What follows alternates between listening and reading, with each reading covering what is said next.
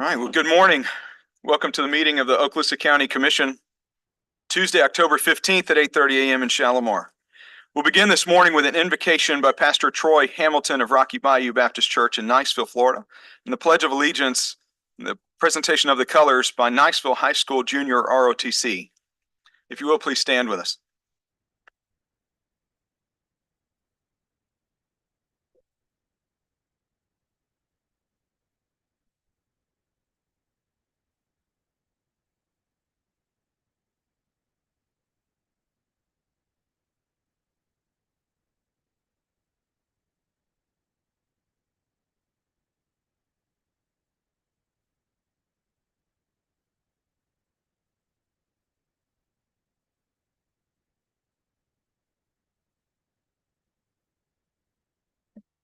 Please bow with me in prayer. Almighty God and Heavenly Father, we thank you for the blessings that you have given each person in this room to live in Okaloosa County. Lord, you are the giver of life. You are our creator. We thank you for the beauty that surrounds us. Well, Lord, I also thank you for the culture that we get to live in that is exemplified by service. Thank you for the many folks in this room who've served. Thank you for the many members of our armed forces, Lord, that exemplify the concept of service over self. And Lord, I pray that you would continue to bless our county. Lord, we read in your word in Proverbs 14 that righteousness exalts a nation. And so I want to pray for our upcoming elections, both national and even state and local. Lord, we pray that you would help us as citizens of the United States to vote for men and women of character. Father, we pray for laws that are righteous, Lord, that promote flourishing, that respect liberty, that we know you are the author of, and that also protects life. Father, we pray that you would bless this meeting. I pray that you'd be with our county commissioners as they discuss a number of topics, Lord, that you would bless them with wisdom and unity. And we pray these things in the great name of our Lord and our Savior and our hero, Jesus Christ. Amen. Present. Order. To the flag of the United States of America and to the republic for which it stands, one nation, under God, indivisible, with liberty and justice for all. Harry. Order.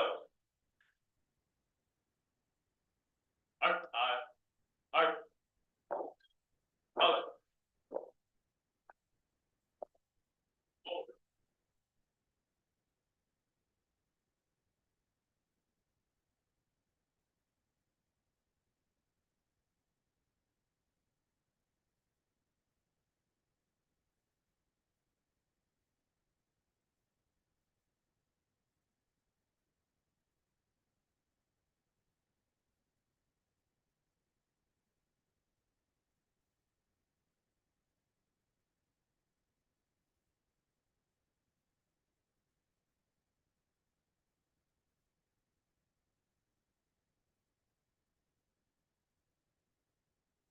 Thank you, Pastor. Thank you, Niceville High School Junior ROTC. 3 of the young men have intentions of attending Florida colleges upon completion of high school, and one of them right into the Air Force. Mr. Hofstad, County Administrator's update. Thank you, Mr. Chairman. Commissioners, good morning. I have just 3 quick announcements for you. I just wanted to inform the board that we will be closing on the SSUS on the 15th. I believe today, Craig, is when we close. Also want to remind the board of the Meggs Park ribbon cutting. That'll take place tomorrow at 10 o'clock, that park in Niceville. And lastly, I wanted to remind the board that our first meeting in November will be moved from its regularly scheduled Tuesday date to Monday, the 4th of November. And that's coming off a weekend, so that meeting will start at 1:30. So just wanted to remind the board of that.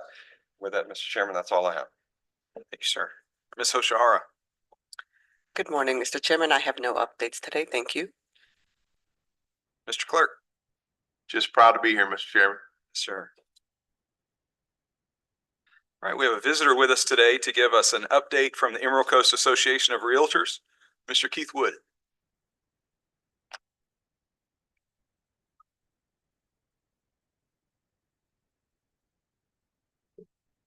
Morning, Chair and Commission. It's an honor to be here today. I'm Keith Wood, President of the Emerald Coast Association of Realtors, as well as the Emerald Coast MLS, which is the multiple listing service. And before I provide you a local update on real estate, I wanted to start kind of with a state outlook and then relate that to the data we're seeing here locally. So recently, we reached out to Dr. Brad O'Connor and spoke with him regarding the pent-up demand on purchasing as well as affordability. And this is what he had to say statewide. My general outlook for Florida right now is a continuation of what we're seeing now for the next year or two. There is not a current expectation of rates falling much more than they already have. The Fed cuts appear to already be priced in at this time. Dr. Lawrence Yun, which is the chief economist for the National Association of Realtors, does not currently forecast the 30-year mortgage rate to fall below 6% over the next 2 years. It will take time for consumers to accept the current level of rates, but I believe they eventually will. Once consumers have expected that higher mortgage rates and insurance rates are here to stay, there is still a lot of underlying demand for housing in Florida that I believe will come into play. As this time passes, incomes will continue to rise in Florida and around the country as well, helping mitigate the recent bout of inflation. This is already happening, actually, but will take time to fully be realized. In lieu of lower rates, the only way for affordability to improve in the near term is for prices to fall. I don't see a scenario where we'd see a flood of distressed properties, so the only other way this happens is a glut of new supply from builders, which I don't see happening in large enough numbers to have an immediate impact, at least statewide. So with that being said, with that update, there is one other little caveat here related to people accepting the current rates as well as from mortgage standpoint as well as insurance, and that is the 2 hurricanes we just have. What we don't know is that variable is how is that going to impact yet an already high insurance market. So it's something that we're really keeping an eye on to determine how is that going to affect people coming to Florida and being able to afford to stay in Florida. So with that being said, just some local data that we have. Our number of new listings, and this is for the month of August, it was 407, which was down 0.5% from that time last year. Active inventory was 14,090, which is up 62% from a year ago. The median sales price was 344,950, which is down just 4.2% from that time last year, with an average sales price being 439,659. The month supply of inventory is currently at 4.8%, which is up from 2.7. Traditionally, a month supply of inventory, a 6-month supply, is considered historically where moderate growth in pricing happens. Anything less than that, and it's generally associated with rapid appreciation. So we're better than we were this time last year, but we still have a ways to go for that moderate increase. So with some of these numbers, what it looks like is, okay, well, it sounds like we're starting to level out, right? We've got higher inventory, prices are starting to stabilize. Our list to sales price is 97%. The median time it takes to sell a property right now is 80%. 80 days. This time last year it was 68. So what that's appearing is that we're starting to have this level off. But the thing we have to realize is, as mentioned earlier in the presentation, there is some pent up demand by buyers that have been waiting on the sidelines to buy. They just haven't been able to yet. So that pent up demand is what we're watching, because that could affect inventory as people say, okay, I've accepted this is where price is. I can't sit on the sidelines anymore. It's time to bounce. There is some pent up demand for sellers that will create some inventory. As he mentioned, new construction, as most of us heard, nationwide is down. And it's been down since the Great Recession. And there is some actual new inventory that will be coming on the market, but it's still not enough to fill that supply. And this is a nationwide number. And it's just the people that's been sitting on the sidelines, staying in a home, knowing I want to move, but just like these new buyers, they can't afford to right now. Well, there will come a point that their family circumstances will require them to move, whether they want to or not. And those kind of scenarios that'll happen over the next 2 years, and this is national numbers, there'll be 7 million newborn babies. Obviously, people's going to need bigger homes when that happens. There'll be 3 million marriages, 1.5 million divorces. 7 million people will turn 65 years old. There'll be 4 million deaths, 6 million net new jobs, and 50 million people switching jobs. All of that is going to create some additional inventory to the market. But as you see, most of those is just exchanging one type of home for another, whether it's a larger home or a smaller home. So that's kind of some of the sales numbers. When we go into rental numbers, I've broken those down because there is a big price discrepancy. So I broke those down into Crestview in the north area and then everything south of Crestview, just to give you an idea of what our inventory is doing right there. The median asking price for all rentals right now is $19.95, which is about the same as it was this time last year. The actual rented price is $18.50, which is down about 5% from last year. So what they're actually renting for. 1 bedrooms in the Crestview area, there's 28 available. They're renting for $1,122. In the south side of Okaloosa, there's 26 1 bedrooms available with an average price of $14.58. 2 bedrooms in the north end, there's 12 2 bedrooms. Average price about $1,403. South Okaloosa, there's 66, and the average price there is $1,715. The 3 bedroom, this is a big kicker. It goes up. There's 61 available in the north end, but the average price there is $1,800 for a 3 bedroom. And in South Okaloosa County, there's 105 with $2,406 being the average price on those. And then when we get up into a 4 bedroom, there's 95 available on the north end. Average price $2,431, and the South Okaloosa, there's 48 available with $2,792. So as you can see, when we look at affordability, it is something to continue working on, and I appreciate the passion of this commission, because I know most of y'all have been, involved in a lot of the meetings we've had to look at those opportunities to, expand and create some affordable options, but we still have some work to do. That concludes my presentation. Is there any questions, Mr. Chair? Thank you. Commissioners? Mr. Goodwin? Thank you, Mr. Chairman. And Keith, I appreciate you being here and presenting this information. Of course, the real estate market is so important in Florida and Okaloosa County. It's a big deal. Very interesting numbers you shared. One question on the rental rates.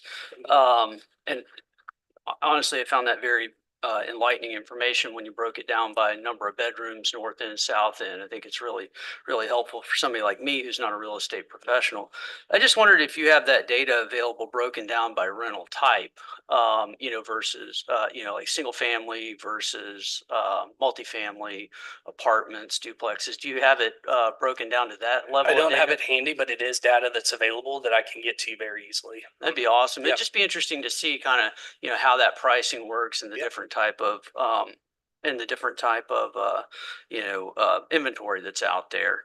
And then, the other thing I was going to ask you, when you were talking about the current inventory for sales inventory, switching from rental inventory, were those numbers across all real estate types, or were they just residential or commercial or single family versus, multifamily? Just wondering how you broke the data down. Sorry to ask you a bunch of questions, that's but this is perfect. interesting stuff, and I'm gonna No, and I appreciate the clarifying question, because I did have another set of data as well. The one that I presented to you today is single family homes. Reason I did that is the other classification that has all, it puts apartments in with condos, which means vacation rentals. And that really starts skewing numbers when you look at it. So the data that I provided was single family homes. Okay, thank you. I appreciate it. Thank you, Mr. Chair. Thank you, President Wood. I appreciate your leadership to ECAR, and obviously I get to work with you outside of this scope, but appreciate you taking time to be here and your presentation. And I know that you've carried the charge through a lot of transition in the real estate world for this year, and for you to have you here and set apart time to come and update this commission means a lot, obviously to me personally, but also for your leadership at ECAR with 5,500 members. It's a big organization that you're overseeing, and thank you for getting the data and making it readily available, and for the sharing the north to south. That was great detail to break that down, and to what Commissioner Goodwin talked about, just clarifying some of that. I know I personally appreciate it. I'm closer to it, but to hear it coming from you means a lot. Appreciate you being here. Thank you. Thank you for coming. I really appreciate Emerald Coast Association of Realtors and their willingness yearly to come and give an update so that we can stay in tune at least once a year. I'm glad I'm not in that business, but I'm glad that you are. And so thank you for bringing that. And I love the wooden bow tie as well, by the way. Thank you, Mr. Chair, and I'll get that data that the commissioner requested. I'll send it to you that you can disseminate it out. Great. Thank you. Thanks.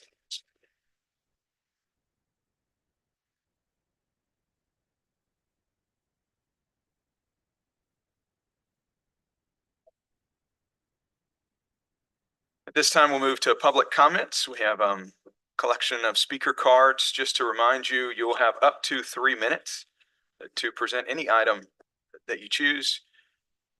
We'll begin with Lane Watkins.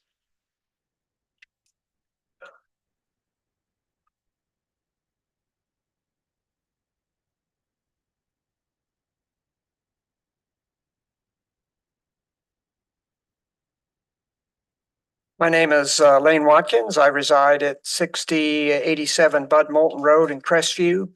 As you consider the Inspire study this morning, recommendation for changes to the comp plan and land development code, please keep in mind many citizens in North Okaloosa participated in the study. Over 1,400 citizens have remained engaged via the People Protecting Okaloosa Facebook page. Over 440 signed a petition urging you to protect our rural character. And we now have over 200 citizens signing a petition urging you to implement what was included in the action plan of your study. I just want to remind you, I'm sure Inspire will bring it up, but we had over 4,000 people participate actively between in person and online in that study. And they received over 4,500 comments. So this is pretty good representation. Now, we urge you to accept this action plan with one critically important modification. The proposed urban development boundary that includes tiers 1 and 2 is too ambitious in size based upon the status of proposed infrastructure. As we discuss this today, please keep in mind the proposed Northwest Crestview bypass does not have funding in place except for some right-of-way work, and has an estimated construction start date well over 10 years from now. There's no sewer master plan that I can find.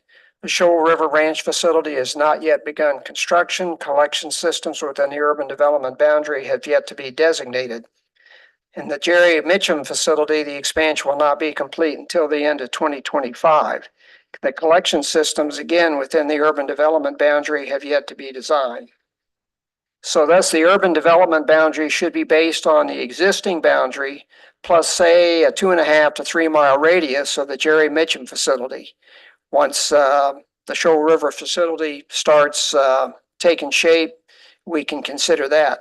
So once the above infrastructure is more clearly defined and in process, the urban development boundary can be revised via future comp plan amendments. And I would propose you utilize a citizen-involved special area planning process similar to that used for the rural community overlays. We need to add the following modification to your motion to accept this report today. The urban development boundary will be based upon the existing boundary, but include a 2.5 to 3 mile radius of the Jerry Mitchum facility until such time as the county conducts community-involved workshops based upon mature bypass and sewer master plans. Thank you. Felix Buchenkamp. Good morning, Mr. Chairman, County Commissioners. I stand here representing the Building Industry Association of Okaloosa Walton County. With regard to the Inspire report, we would ask that you also refer it to the Planning Commission for further study. We need a little more time, a lot of information in there. some good, some we're concerned about, and I think the Planning Commission is a good way to start. Thank you. Thank you. Brent Johnston.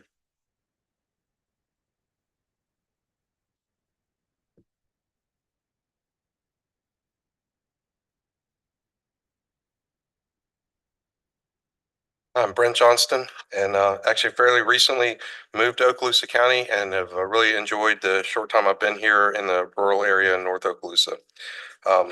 It did not take long after moving here to quickly become aware of some of the issues that mismatch between growth and infrastructure development had caused in the county. And it was also not very long after moving here that we became aware of the study that the board had commissioned. So first, I want to commend the board for commissioning that study. I really appreciated the opportunity to be involved in the process and commend Inspire for the work that they've done. I think that their work really does reflect the desire of the residents of North Okaloosa, and their recommendations are, I definitely would encourage the board to adopt the recommendations. I would also echo the comments from Lane Watkins regarding a modification to that recommendation to scale back the tier 2 portion of that tiered system for revision to the urban development boundary. But overall, just really definitely see that those recommendations have the ability to kind of bring the growth that we know is coming with infrastructure development more in line for the better to better serve all the residents of the county. Thank you. Pat Watkins.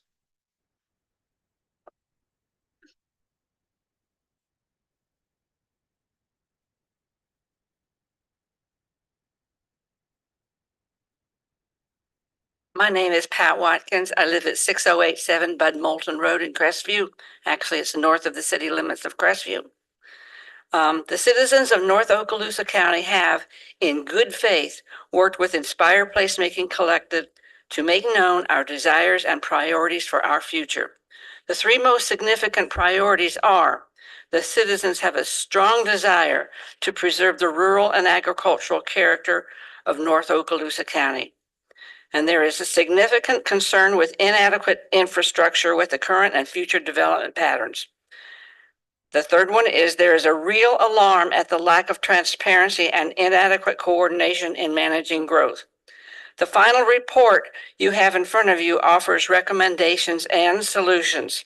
We ask that you, as our elected representatives, approve, adopt, implement, and abide by these recommendations. Thank you. Mr. Kermit George. Thank you.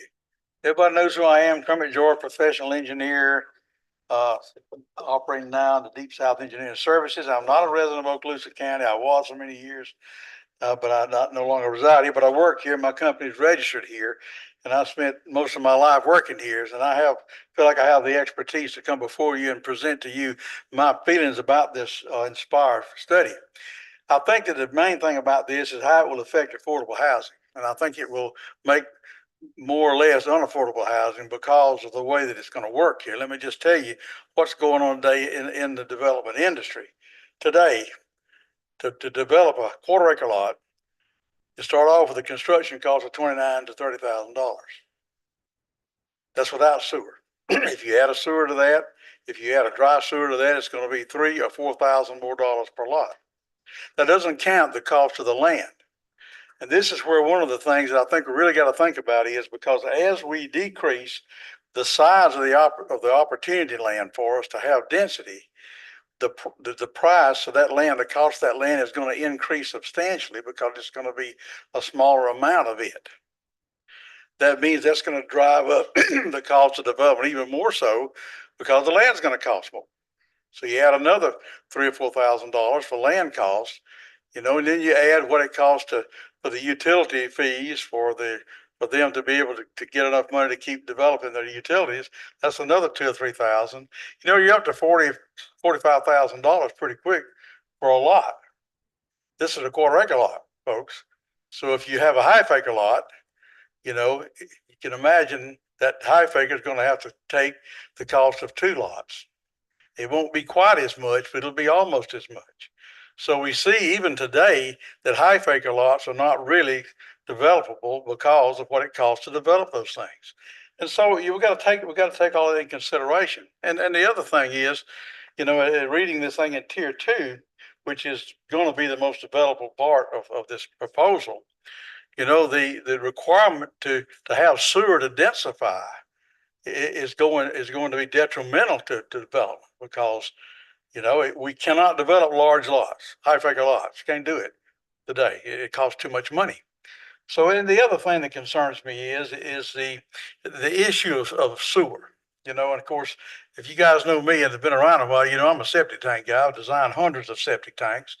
And septic tanks actually are the best way to treat sewer because number one, they require no energy. They require no energy, that helps our environment with supplying that energy, and the cost is very little. Once they start working, they just work and work and work and work. So if you add a sewer cost, and the thing is, to put in sewer system today is very, very expensive, very expensive. So you can imagine putting in sewer and trying to put that infrastructure in places where you don't have to. It's just going to drive the price of the lots up even higher. So we just got to be real careful here to look at this and see how it affects all of these things, but especially the affordability of houses, which is what Jim was talking about a while ago. Now, the other thing it's going to do is going to decrease the values of properties, let's say in tier 3, because the demand is going to go down, right? There's not be a lot of people going to buy 5 acre lots and 10 acre lots. So you're going to see that demand go down, and the value of those properties is going to go down with that. So we got to give a lot of consideration of this and how it's going to affect our industry. And of course, our employment is affected by this because we got a lot of people working on building houses and framing and roofing and all of the things that's going on today in the county. It's going to affect all of that detrimentally if we're not careful. So let's think about it a lot before we implement this plan. Thank you. Thank you, Mr. George.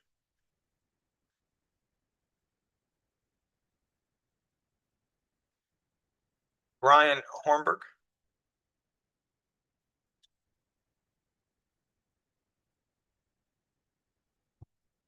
Good morning, everyone. I just want to speak in favor of the Inspire study results and encourage you all to accept that. I want to thank you all for doing the Inspire study. I think that was a good decision. I think it was a worthwhile time investment, and I think it created a lot of good input from the community, a lot of community involvement. It collected a lot of very valuable data, and I think it's worth considering and worth accepting. From my perspective, I think the study shows that you can provide more than enough, dramatically more than enough development in an urban development boundary, and that there's multiple times more development potential within that boundary than the projected growth, according to a lot of different models. And it's multiple times that. And I agree with what Pat Watkins said of the tier 2 boundary seems a little ambitious from my perspective. Going 5 miles out, it seems pretty large, and I think it perhaps could be quite a bit less than that. But I think it makes sense to do the tiered system like they're doing and to protect. You end up providing for both ends of the spectrum, adequate development capability. There's room for that, and protecting the rural and agricultural part of the county at the same time. And I think there's potential to successfully do both. And I would say, though, one thing just in addition to that is there seems to be a perception that there's not a desire for large acre housing. And I think there is. I think there are a lot of people who would like 5 acre and 10 acre development property, that would like those kinds of homes, but they can't find them. And I hear that comment all the time. People looking for large multi-acre housing and can't find it. So it's not something that can't be done, that there's a need there as well as the small acre lots. But I just want to encourage the acceptance of the Inspire study and to implement those changes. Thank you. Gil Fortner.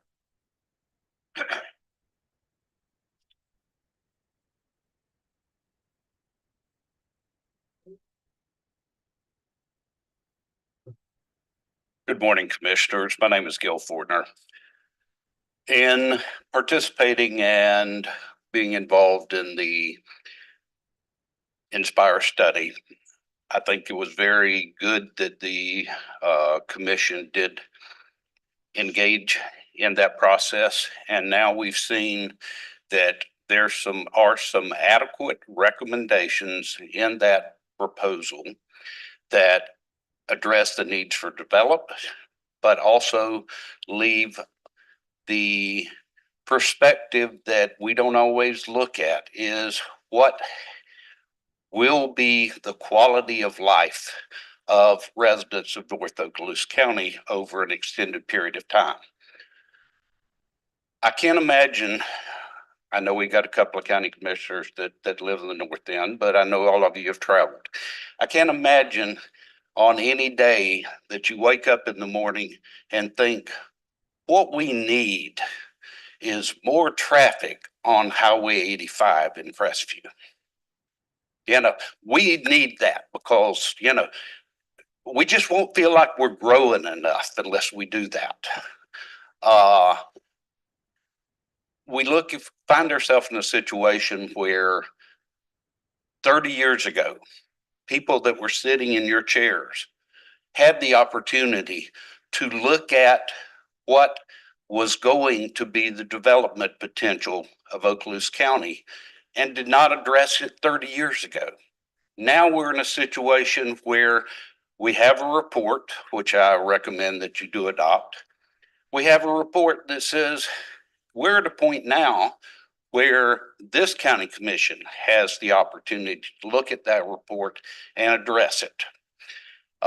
One thing that I have experienced being involved in looking at some of the developments that are going in the Baker area, I've been really amazed at how little public participation and how little information is sought from the public prior to the granting of neighborhoods, of developments that don't address the needs of Okaloosa County residents.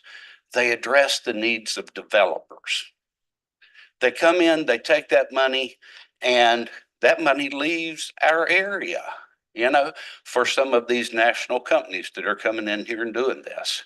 And I would just recommend that you adopt the Inspire report. They did a lot of hard work, got some good information, and have provided you with some valuable feedback. Thank you for your time.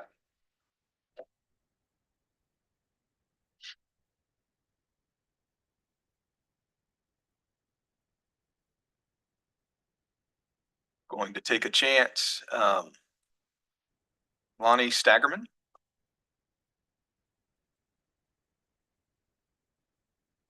It's Lori St. Germain. Lori St. Germain. Thank you.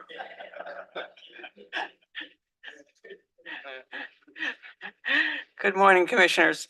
My name's Lori St. Germain, 214 Elaine Avenue in Fort Walton Beach. I'm here today, unfortunately, to address a subdivision, but it's not a current subdivision and any infrastructure. It's one from May the 12th of 1953. It was Sylvan Marla who actually dedicated this to the city.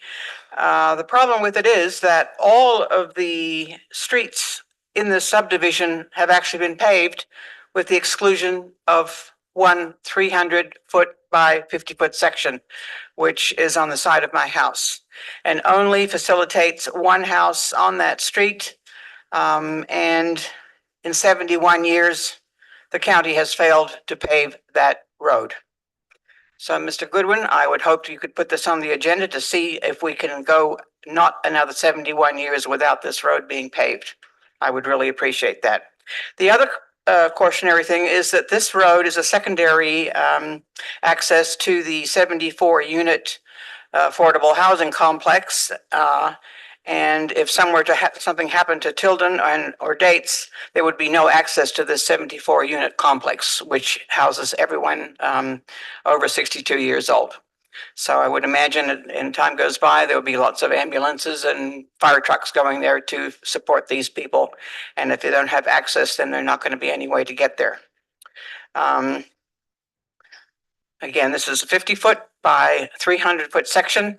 The road has been worn out. The sand accumulates on the base of the street on dates, and it does that every time it rains.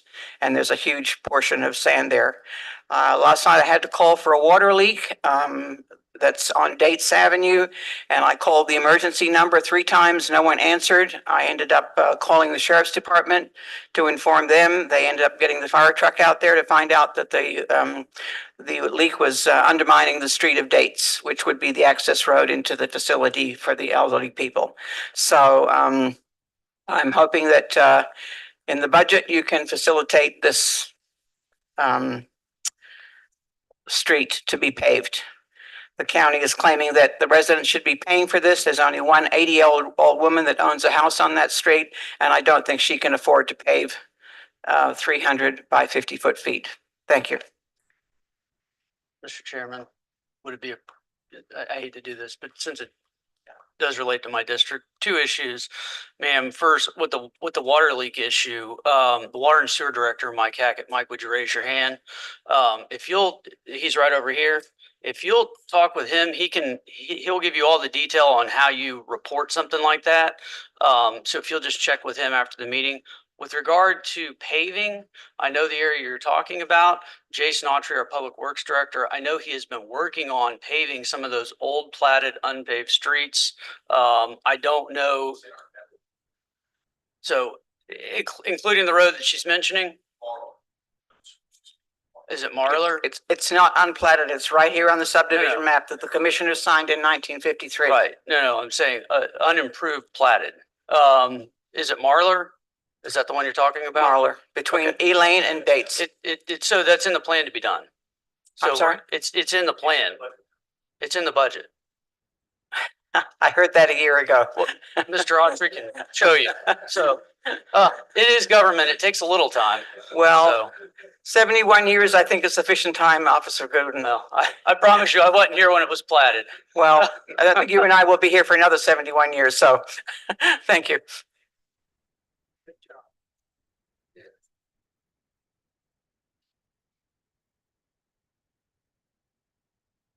That concludes public comment. If there were any cards turned in the midst of public comment, they will be heard at the end of the meeting.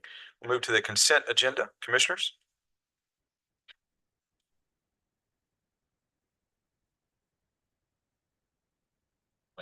Second.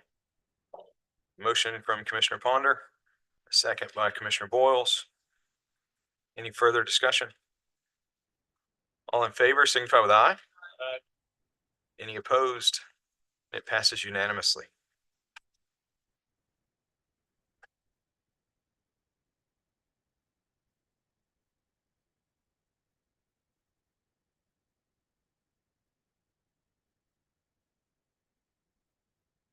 We have 2 public hearings on today's agenda.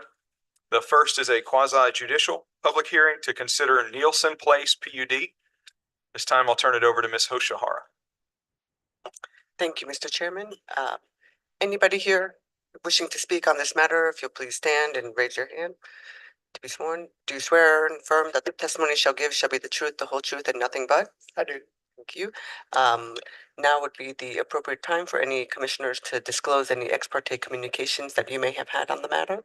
I've had multiple conversations with neighbors and with the proposed developers, none that would prevent or sway decisions made today. Excellent. Thank you very much. I'll turn it over to Mr. Camford. Thank you. Thank you, Ms. Hoshihara. What we have here this morning, our first public hearing is a request.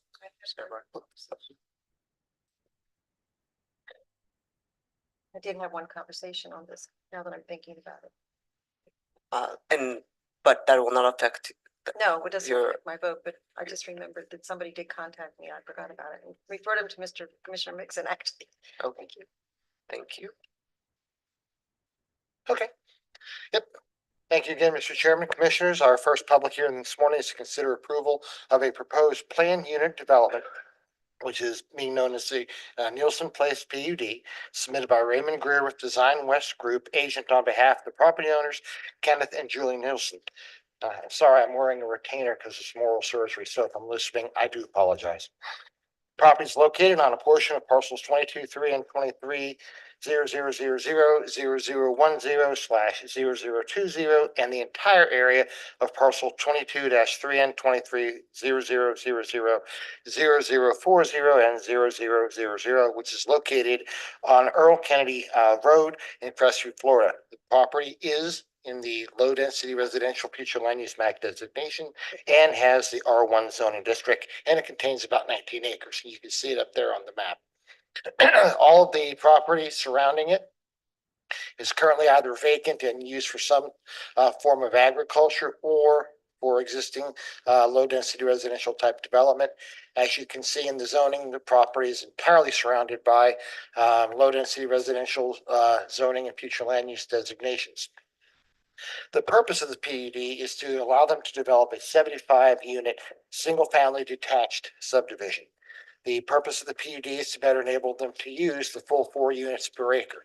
And it does this by decreasing the side setbacks from 10 feet to 5 feet in order to provide a more flexible design, which is under section 2.03.06 of the residential bulk regulations, and to provide 10-foot wide green space and walking trails along the north, south, and east property lines. The plan unit development requirement does include an open space requirement, which is going to be met by the perimeter buffer, the stormwaters, and the buffer will include some walking trails. The applicant has also agreed to two additional conditions, which would be that the houses would be limited to 1 story, and that in the updated buffer language on the west side of the plan unit development would be to increase to 20 feet for a portion of the buffer area and add a 6-foot white vinyl fence to the entire west side in order to provide a better screening for the I surrounding. believe it's the south side. I'm sorry. I believe it's the south side. If Yeah. you check with Mr. Greer. Yeah, I'm sorry, south side. So this was heard by the Planning Commission during its regular meeting of September 12, 2024. We did have one person speak in opposition and cited concerns regarding his land being agriculture, noise control, stormwater management density. However, the property is within the density prescribed by the comprehensive plan and the zoning. We subject to stormwater management, as you know, as it goes through the actual development process. And the agricultural activities are allowed. The state does have the Right to Farm Act, and so the presence of this subdivision will not require those agricultural activities to cease. They can continue to go on as they always have. The military representative on the Planning Commission was not in attendance, but did not provide written comments or any objections prior to the meeting, and we haven't received anything since that time. The Planning Commission did recommend approval to the Board of County Commissioners. So with that, I'll be happy to answer any questions, and the applicant's agent is here. Mr. Greer, if you have any further questions.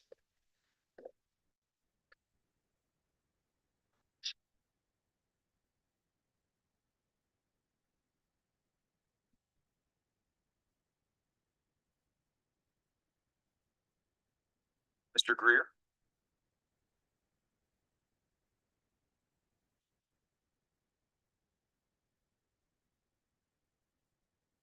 Good morning. I'm Ray Greer. My address is 2910 Cary Forest Parkway, Tallahassee, Florida. I am the applicant's representative.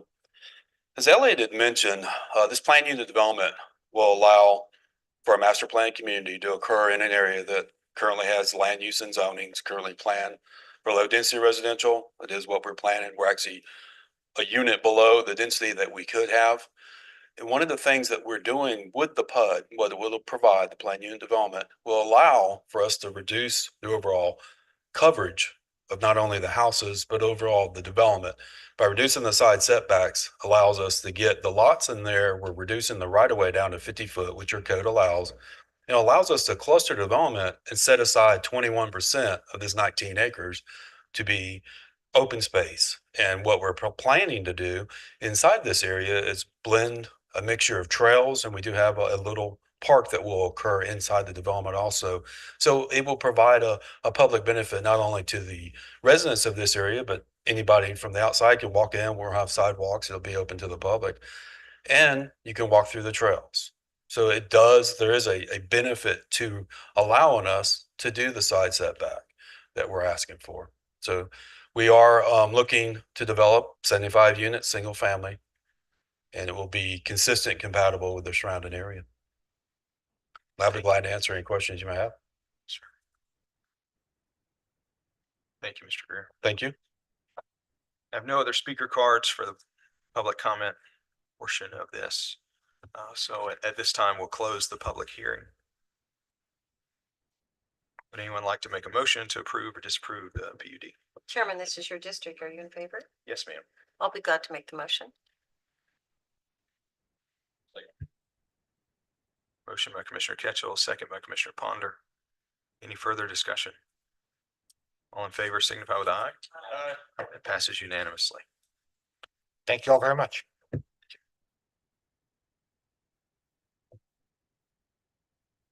Our next public hearing is to consider a request to vacate a portion of 7th Avenue and 3rd Street adjacent to Block 67 of Port Dixie subdivision. Turn it over to Mr. Autry. Good morning, Jason Autry, Public Works. This is a public hearing for the request to vacate a portion of 2 rights of way in the Port Dixie area. This is a little bit unique. This is an entire block that currently exists as I believe it's about 11 office buildings. The applicant has requested to vacate a portion of both the eastern boundary and the southern boundary, which would be the western side of one right of way and the northern side of another right of way. The request does include to include removal of a stipulation with respect to density or intensity of the parcel. Normally, when we vacate rights of way, we do not allow that square footage to be incorporated into the parcel as a standard stipulation for an increase of density or intensity. That is a specific provision that has been requested to be removed. There was some concern related to some grandfathered historical parking along 7th Avenue. As you can see in the aerial here, that is directly across the street from the Sheriff's Office headquarters, which is regularly utilized by the public, even staff or visitors to the Sheriff's headquarters. But there was an agreement, as I spoke with the applicant's agent, to leave an easement to allow that parking to continue along that right-of-way area. From a right-of-way perspective, staff does not have an objection. I have consulted with the Sheriff's Office. We do believe this allows them to continue operations as normal. However, the request for the intensity of the intensity to allow the square footage to be utilized for intensity would result in about a 7% increase of land area for the parcel. Remember that rights of way vacations do not come with development order submittals, so we have no basis of telling you that this will allow for another 3 units or will allow for a certain amount because we do not know what the use could potentially be. That's certainly something the applicant could be willing to speak to. But from a right-of-way perspective and from the use of what's out there now, staff does not have an objection. We certainly are available for any questions if you have any. Mr. Chairman. I do have public comment. Oh, I apologize. Mark Steiner.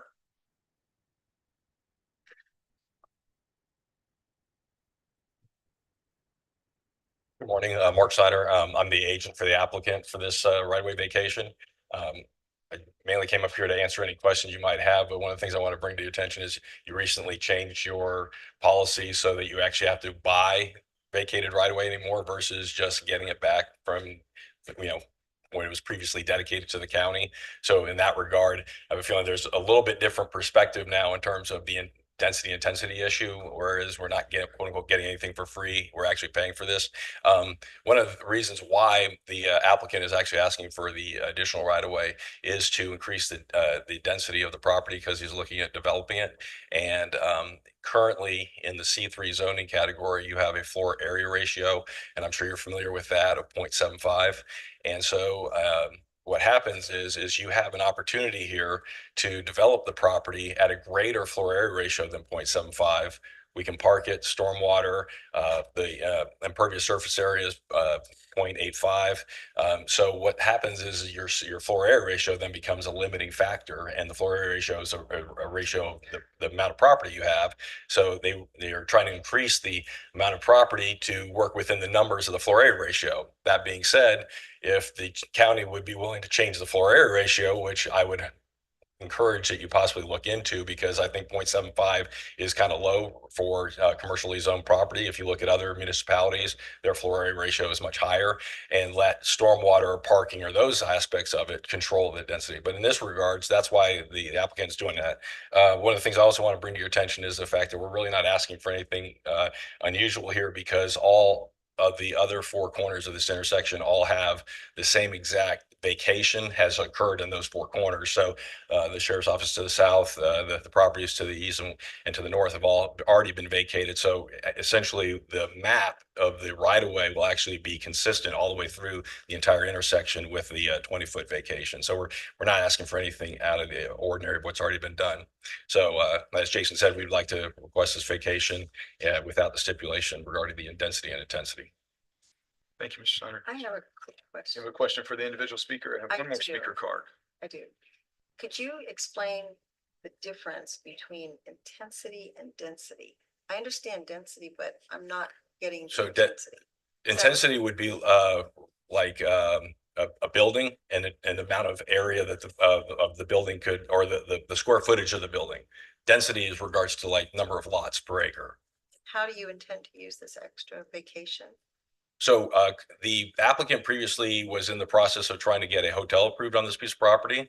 Due to the size of it, it's not economically feasible to just build one hotel on property. So they're looking at building two hotels on the property. So they're going to come in and amend the development order and build another hotel. And with the additional intensity, they will be able to build the hotels of the size that they desire. And we've already been to the county staff, TRC members, and presented it to them and showed it to them, and they had no objection or anything like that, because it meets the height requirements, like I said, stormwater, parking, and all those kind of things.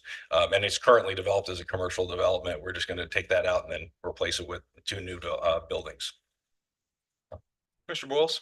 Thank you, Mark. I so appreciate front one, kind of the straightforward statement of the attempted objective here, because I think that helps us really kind of talk through the nuance of the code. And I know a lot of people not super interested in things like floor area ratio, but I do think, and we have Elliot on standby, I think it brings up a really, I did not intend this issue to necessarily come up in this context. I think it's really great that it actually has, because it really highlights.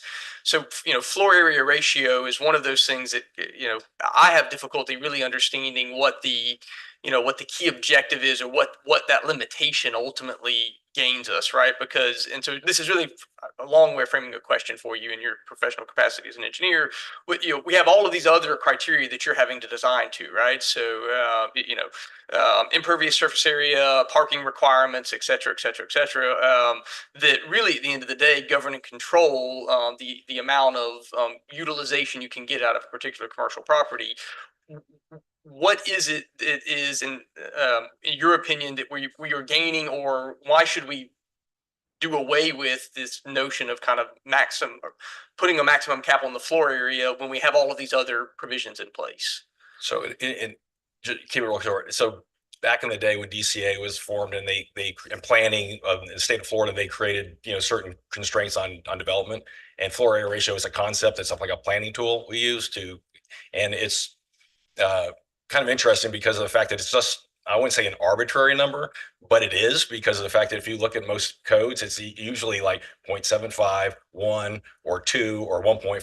It's not like a number that somebody really sat down and said, oh, this is what we really need to put into place because it's very specific to a need. It's basically just a number that people said, hey, we just don't want to be overly dense or too big or whatever that is. But if you really think about it, if you have a box of, I can go, so high with height, and I can only build so many parking spaces on a piece of property, it really is a kind of like an arbitrary number that we've kind of constrained ourselves to some extent. And some municipalities have said, you know what, we're not going to let that happen anymore. We can't get rid of floor area ratio, because it's my understanding that you have to have a floor area ratio. But when you sit there and say, I have a floor area ratio of 2, and I have a 4-acre piece of property, you're talking about an intensity of 8 acres. You'd have to build a building that's very tall and a huge parking garage to accommodate it. And typically that's financially not feasible in our area per se.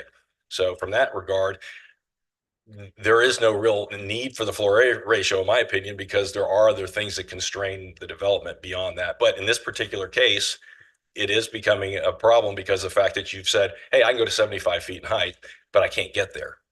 Okay, and so commissioners, I think, thank you, Mark. Okay. I think, again, this one's unique in the sense that we're here on a right-of-way vacation and the applicant is being honest and saying, I don't need the right-of-way. I don't actually need the land other than I need it in order to be able to get full utilization of the property that I actually have. And that is evidenced by the fact that they are more than willing to give, they're asking us to give them the property and then they're effectively giving it right back to us in a sense, because they're agreeing to an easement that maintains that property for public rights of way. This is not a good fit for vacation of right of way, y'all. We should not be vacating this right of way because the sheriff's office does need it. And if the applicant wasn't willing to, I think, say, hey, we'll give it right back to you in the form of an easement, then I suspect the answer from this commission would probably be a hard no to the vacation request. It may be a yes today, but I just want us to highlight why it appears that Mark is here and why we probably should direct staff to take a look at this issue.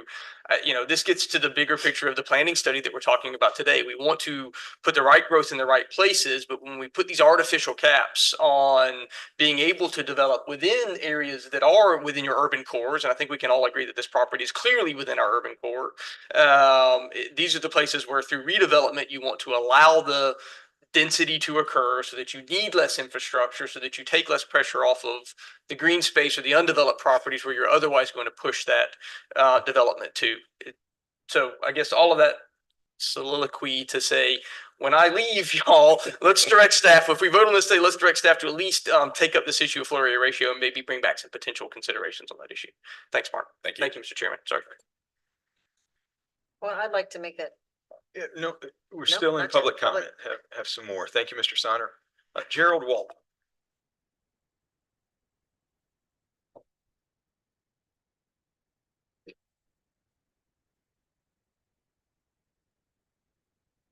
Morning. My name is Gerald Walt. I live at 53rd Street, which is right across the street from this property. I don't like this idea of a hotel and now two hotels, motels right across, I've lived here for 25 years and this place has always been commercial. It's been low density commercial office type buildings. I'm not opposed to commercial use. It is commercial use. I'm not opposed to that, but I'm opposed to hotels right across the street from residences. That's all, I don't really have any other than that. It's just, I don't think it's a good use for the area. I mean, business, commercial, yes, but apartment, if it was apartment buildings, that's residential and that would be a different thing, but traffic from hotels coming in on 3rd Street. There's enough problem with traffic on 3rd Street, people racing up and down it. The corner there by the police station there's accidents there every other week because people not stopping for the stop signs. And then the proposed plan is they want to have exits and entrances right there at that corner. I don't see that as a good use. That's all I really have to say. All right, this time we'll close the public hearing. Commissioners, Commissioner Ketchel. For the reasons that this gentleman stated, as well as the fact that there's some questions unanswered, and I'd also like to talk with the sheriff's office a little more. I'd like to motion to table pending recommendations from staff regarding the area ratios.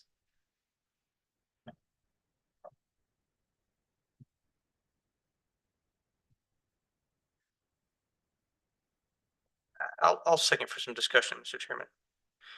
I certainly want to be deferential to Commissioner Ketchel. It's in her district. I also want to be respectful to the applicant and not unduly delay a timeline. And I think it is important to clarify. And I appreciate and understand the previous speaker's commentary. I think it's important to note here, and Elliot, and I know Jason, I'm sorry, I go to Elliot on this because it is a planning issue.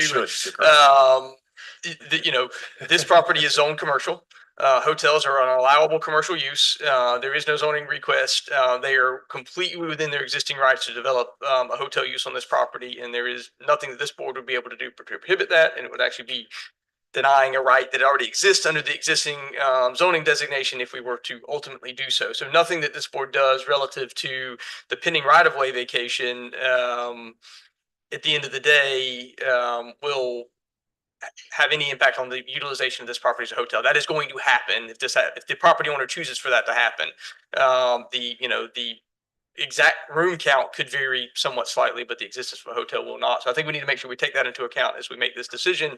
And I will say that by every metric that we have established for the vacation of right-of-ways, this application meets those requirements as best as I can tell, at least, and in particular, their willingness to give it back as an easement. So I guess what I would say, Commissioner Ketchel, is if we can couple with tabling some, date certain and then directive to staff to have a proposal back on the discussion of floor area ratio within commercial zoning designations, commensurate with that brief period of tabling, then I would be good with that. I think otherwise it may be better to give this applicant either a thumbs up or thumbs down so they can go on about the business of deciding how they're going to redevelop their property.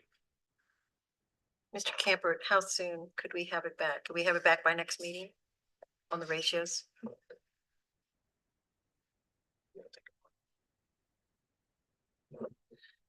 Superficially, it would be easy enough to just go through the code, just put a table together and say, here in this is the FAR in this district, here's it is in this district, here it is in this district.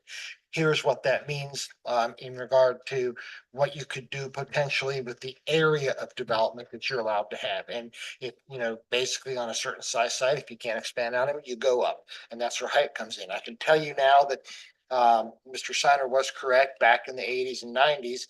The Department of Community Affairs, that was one of the things that was recommended in 163 and Rule 9J5. And so they beat everybody over the head to include floor area ratios in their codes. There are a couple of jurisdictions that did not, for just the same reasons that Mr. Shiner said, which was you've got impervious surface ratio, you have stormwater requirements, you have height limitations, which effectively squeeze down and compress what you can and can't do on the property.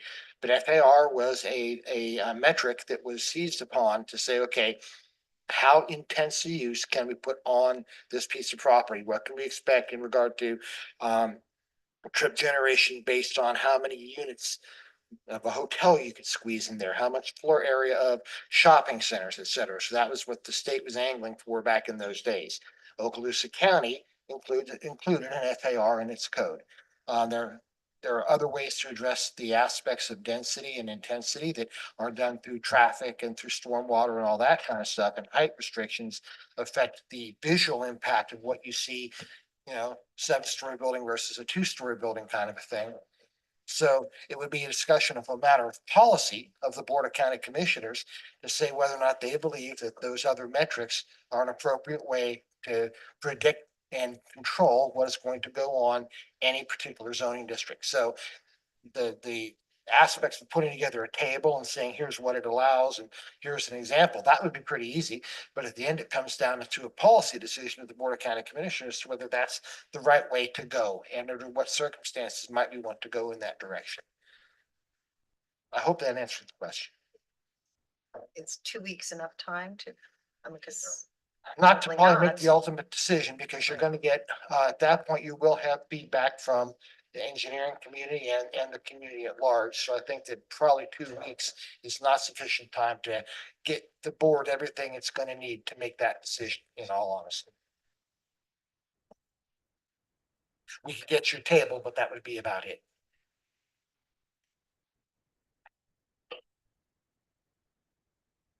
Mr. Goodwin. Oh, thank you, Mr. Chairman. Just so I understand, we're contemplating addressing this by making an amendment to the LDC, Land Development Code. Is that what we're talking about?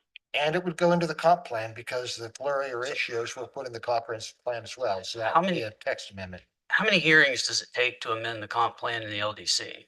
Well, this would be a large scale amendment to the comp plan, being a text amendment. So it would have to go to the state. So it would take a minimum of 3 hearings to do that. Planning Commission, Board of County Commissioners for transmittal, then come back to the Board of County Commissioners for adoption. LDC could process concurrently, but to amend the LDC, you're still going to have a hearing by the Planning Commission and a hearing by the Board of County Commissioners. So you try to time those so you're doing them concurrently. Okay, it just, since I guess we have a motion and a second, that may not be a bad exercise. But I think it may be a mistake and unfair to couple this applicant's fate to that broader policy issue. We should take up both, and maybe the bigger policy issues, a second motion or second action. Just my thought, because it's not going to be quick, it's not going to be fast, but it will cost the applicant money, no doubt. And so that's my thought on it. If, and I know we've got a motion, a second to table, but since I've got the mic, if it's okay, Mr. Chairman, the only thing I would say for, regarding the proposed resolution is that there's just a small couple tweaks I think we could make to the, reservation of the public parking purposes, that if we had those tweaks in the language, I'd be very comfortable with it, moving forward, understanding that, we're not considering a development order application today. We're not being asked to change zoning. We're not being asked to change land use category or any of that sort of thing. So, and then the last comment I would have, because there's no zoning change and there's no comp plan amendment, I don't know if this is the type of thing that all this could be wrapped up into like a development agreement, if that's something the applicant even looked at with staff or not. But anyway, just my thoughts. I would welcome any suggestions on the resolution. A couple of points. Commissioner Boyles is spot on. From a right-of-way perspective, this has a very different conversation than from a potential development perspective. And that was one of the things, as I tried to engage you all to bring up, that if I were to look at it from just a right-of-way issue, this does not hit any markers of concern because of, Mr. Steiner said it, we've done this in other rights of way around there. In fact, on 7th, this is only a 10-foot request because previously 10-foot had already been vacated. So from a right-of-way perspective, it's one issue, but it creates a very obvious, and I got to give Mr. Steiner full credit. He's very transparent with what the intent is, what the request is, and why. And so I think it kind of factors into the conversation. So would love any additional input to suggest a change on this. I have not spoken with Mr. Steiner about a development agreement of any sorts. That could be a variety of issues that occur with any of these streets. It would certainly be up to him if he's willing to do that and have that conversation. We would engage in that because I think there are other options that we could look at to deal with 7th or any of the intersections that are out there. So I'd like to withdraw my amendment, my motion, okay? And because I don't want to tie it up with the ratios. I can see where that's way too long. I don't want to tie him up that long with this request. If I may. Yes, ma'am. Commissioner Goodwin, were you? So, and I'm gonna. Could if I just follow up on something? Sure. I guess I'll try to be as transparent as Mark was. My thought is this: yes, there is a right to build what they want to build on that property. They can't build it exactly the way they want it right now with what they've got. So there's an ask on the table to the community, to the county, which I view as the stewards of the community's property, in order to do the project they want to do and make it work. We've got a couple of complicating factors. We have a public need for a portion of that property, so they can't just have it outright. That's not going to work. And there are some concerns from the community about, well, what does, a hotel or 2 hotels look like? It seems to me that those are the type of things that if we're not doing like contract zoning, which this wouldn't be, that's when staff could kind of sit down with the applicant and say, look, here's the concerns from the community. Here's the concerns from the county. These are 2 needs that are there. How can we make your development fit so that it doesn't have adverse impacts to those 2 needs? And I bet there's a way to make it work, because I don't think hotels are just per se offensive. It's not like, it's not like a noxious use typically. So I suspect there's a way one can live in and around a residential area and it not be terrible. Sure. I would say we've had conversations in the past about vacating rights of way related to developments, and we can't tie the 2 together if memory serves, Lynn. I can't make it a quid pro quo. So if we approve the vacation, then they approve development rights. Is that accurate? Or I'm thinking back to the one we did at Sefco on 90 and Old Bethel, we couldn't just make it a straight exchange of rights of way. Perhaps not. Or we exchanged the right of, we vacated an alleyway and they gave us additional right of way as part of a development agreement. We had to call it an infrastructure agreement. Right. And so, and you're saying we couldn't, We wouldn't want to put into a development agreement a guaranteed vacation of right of way. oh, correct. Well, Okay. because statutorily you have to go through the statutory process of vacating the right of way. Yes. But through vacating the right of way, you can include like other, Provisions. yes. Yeah, quick thing, but you could also make an ultimate development agreement that is, pre-negotiated, dependent upon, only becomes effective at which time the board ultimately chooses to vacate right of way. Yes. Okay. So you can make a contingent developer agreement. So I think that would require some discussion from the applicant. There's certainly some, Mayor, I'm sorry, I'm holding the mic now, Mr. Chairman, but I think Commissioner Goodman's on to a good point here, relative to the potential for a developer agreement, because there's some other issues relative to, that parking area, if anybody's seen it, and I'm sure Commissioner Ketchel has, it's, the county sometimes doesn't follow its own rules, and not to, no rocks at the sheriff's office, but that would be a parking use that we would have probably had some consternation in meeting parking requirements for a private development, and yet the sheriff's office has been able to make utilization of it. It could use some improvement, and so there could be some mutual benefit with the property owner and the sheriff's office to get some improved on-street parking as a part of that overall process. Commissioner Ponder? Okay. The questions I have so far, were you paying out just a touch, please, Mr. Tomchak? Well, that's, Oh, okay. He just had it up as you were in Google as a Earth. map, and I looked up. It was gone. Does this have to be taken together? If there's hesitation on 7th Avenue, could we split the request is one question, but don't answer it yet. The other would be, if we know that our concern is the parking that's utilized on the street, but they're making it very clear that the parking will not be affected. Then I'm missing now the hesitation of moving forward with granting this. I don't know that I understand the question. Okay. And really, it's for the other commissioners. Fair. If we're at a state now where we see that our needs are being met, and we can confirm that our needs are being met, which I'm trusting that they are, what's the pause? I would like to ask Commissioner Goodwin to put his ideas into a motion. I thought he stated that very well. Mr. Chairman, if I could, and Ms. Hoshar, can you speak to this? In a development agreement, under, was it 167 and 165? I can't remember the chapter number. Anyway, whatever it is the floor area ratio something that can be addressed in those type of agreements?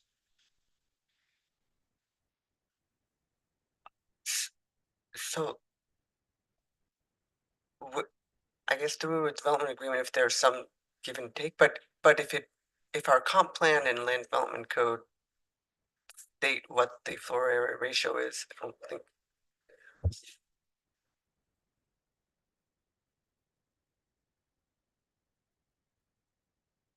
163.3227, every development agreement has to be consistent with the comprehensive plan.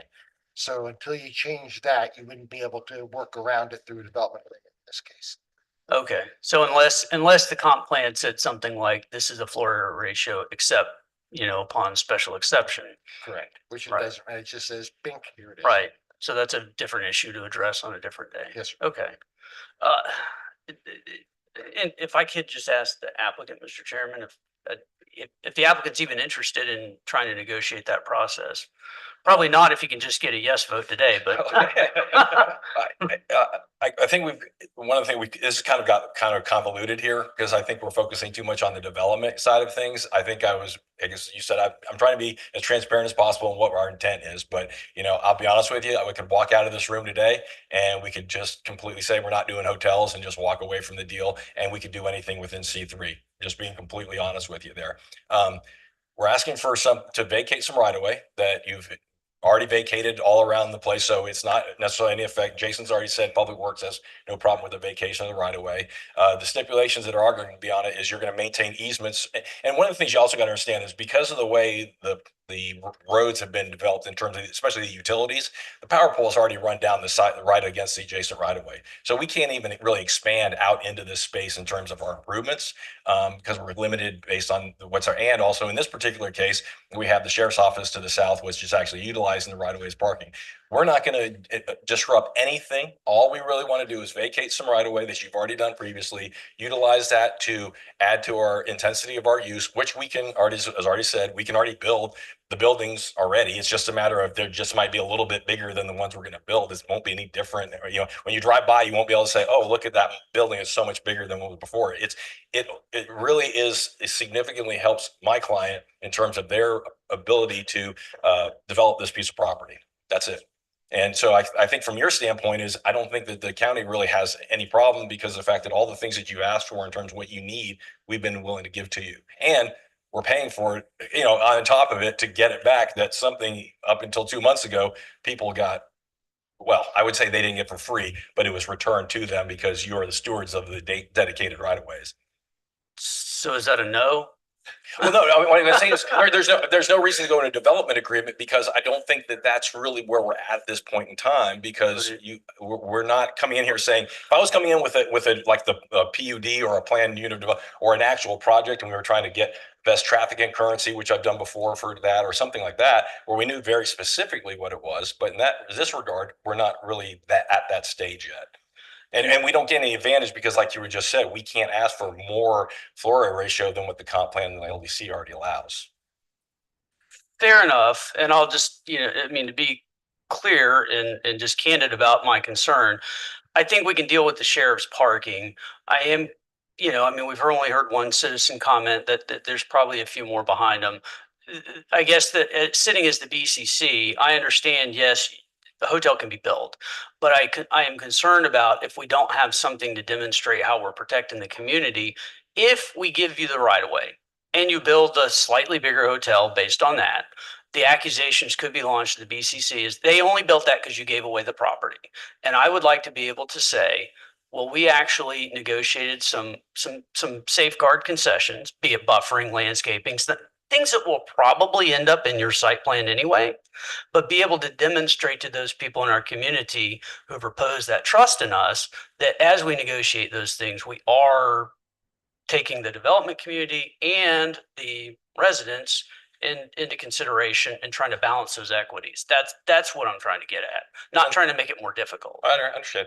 And keep in mind, you do have a land development code that has most of those things already built into it, i.e. setbacks, buffers, all those kind of things. So as a board, you've kind of created a document that already exists. It already says, hey, when I have certain situations in the land in development, that we already know how to address that. That's why we don't regulate projects on a project by project basis. We have an all-encompassing document to help with that. So I think from that standpoint, you're okay. And then from the standpoint of there are the stipulations where we're going to keep the utility easements and things like that. And in this regard, we actually added an easement on top of it for parking, which you can argue one way or another whether the parking is justified or not, but the sheriff's office needs it, and that's why we said no problem, because we'd like to be good neighbors and help the sheriff's office out, not encumber them in any way. Fair enough. I mean, I'm not going to make a motion to negotiate a development agreement if the applicant says they don't want to do it, but I would love to have that ability to say, hey, we agreed to, you know, some additional plantings or some additional something or other when we gave away the county right away. Probably stuff that would not make it economically infeasible, but it would give us some certainty. But I don't want to make that motion if it's a no-go from the beginning. It doesn't make sense. So.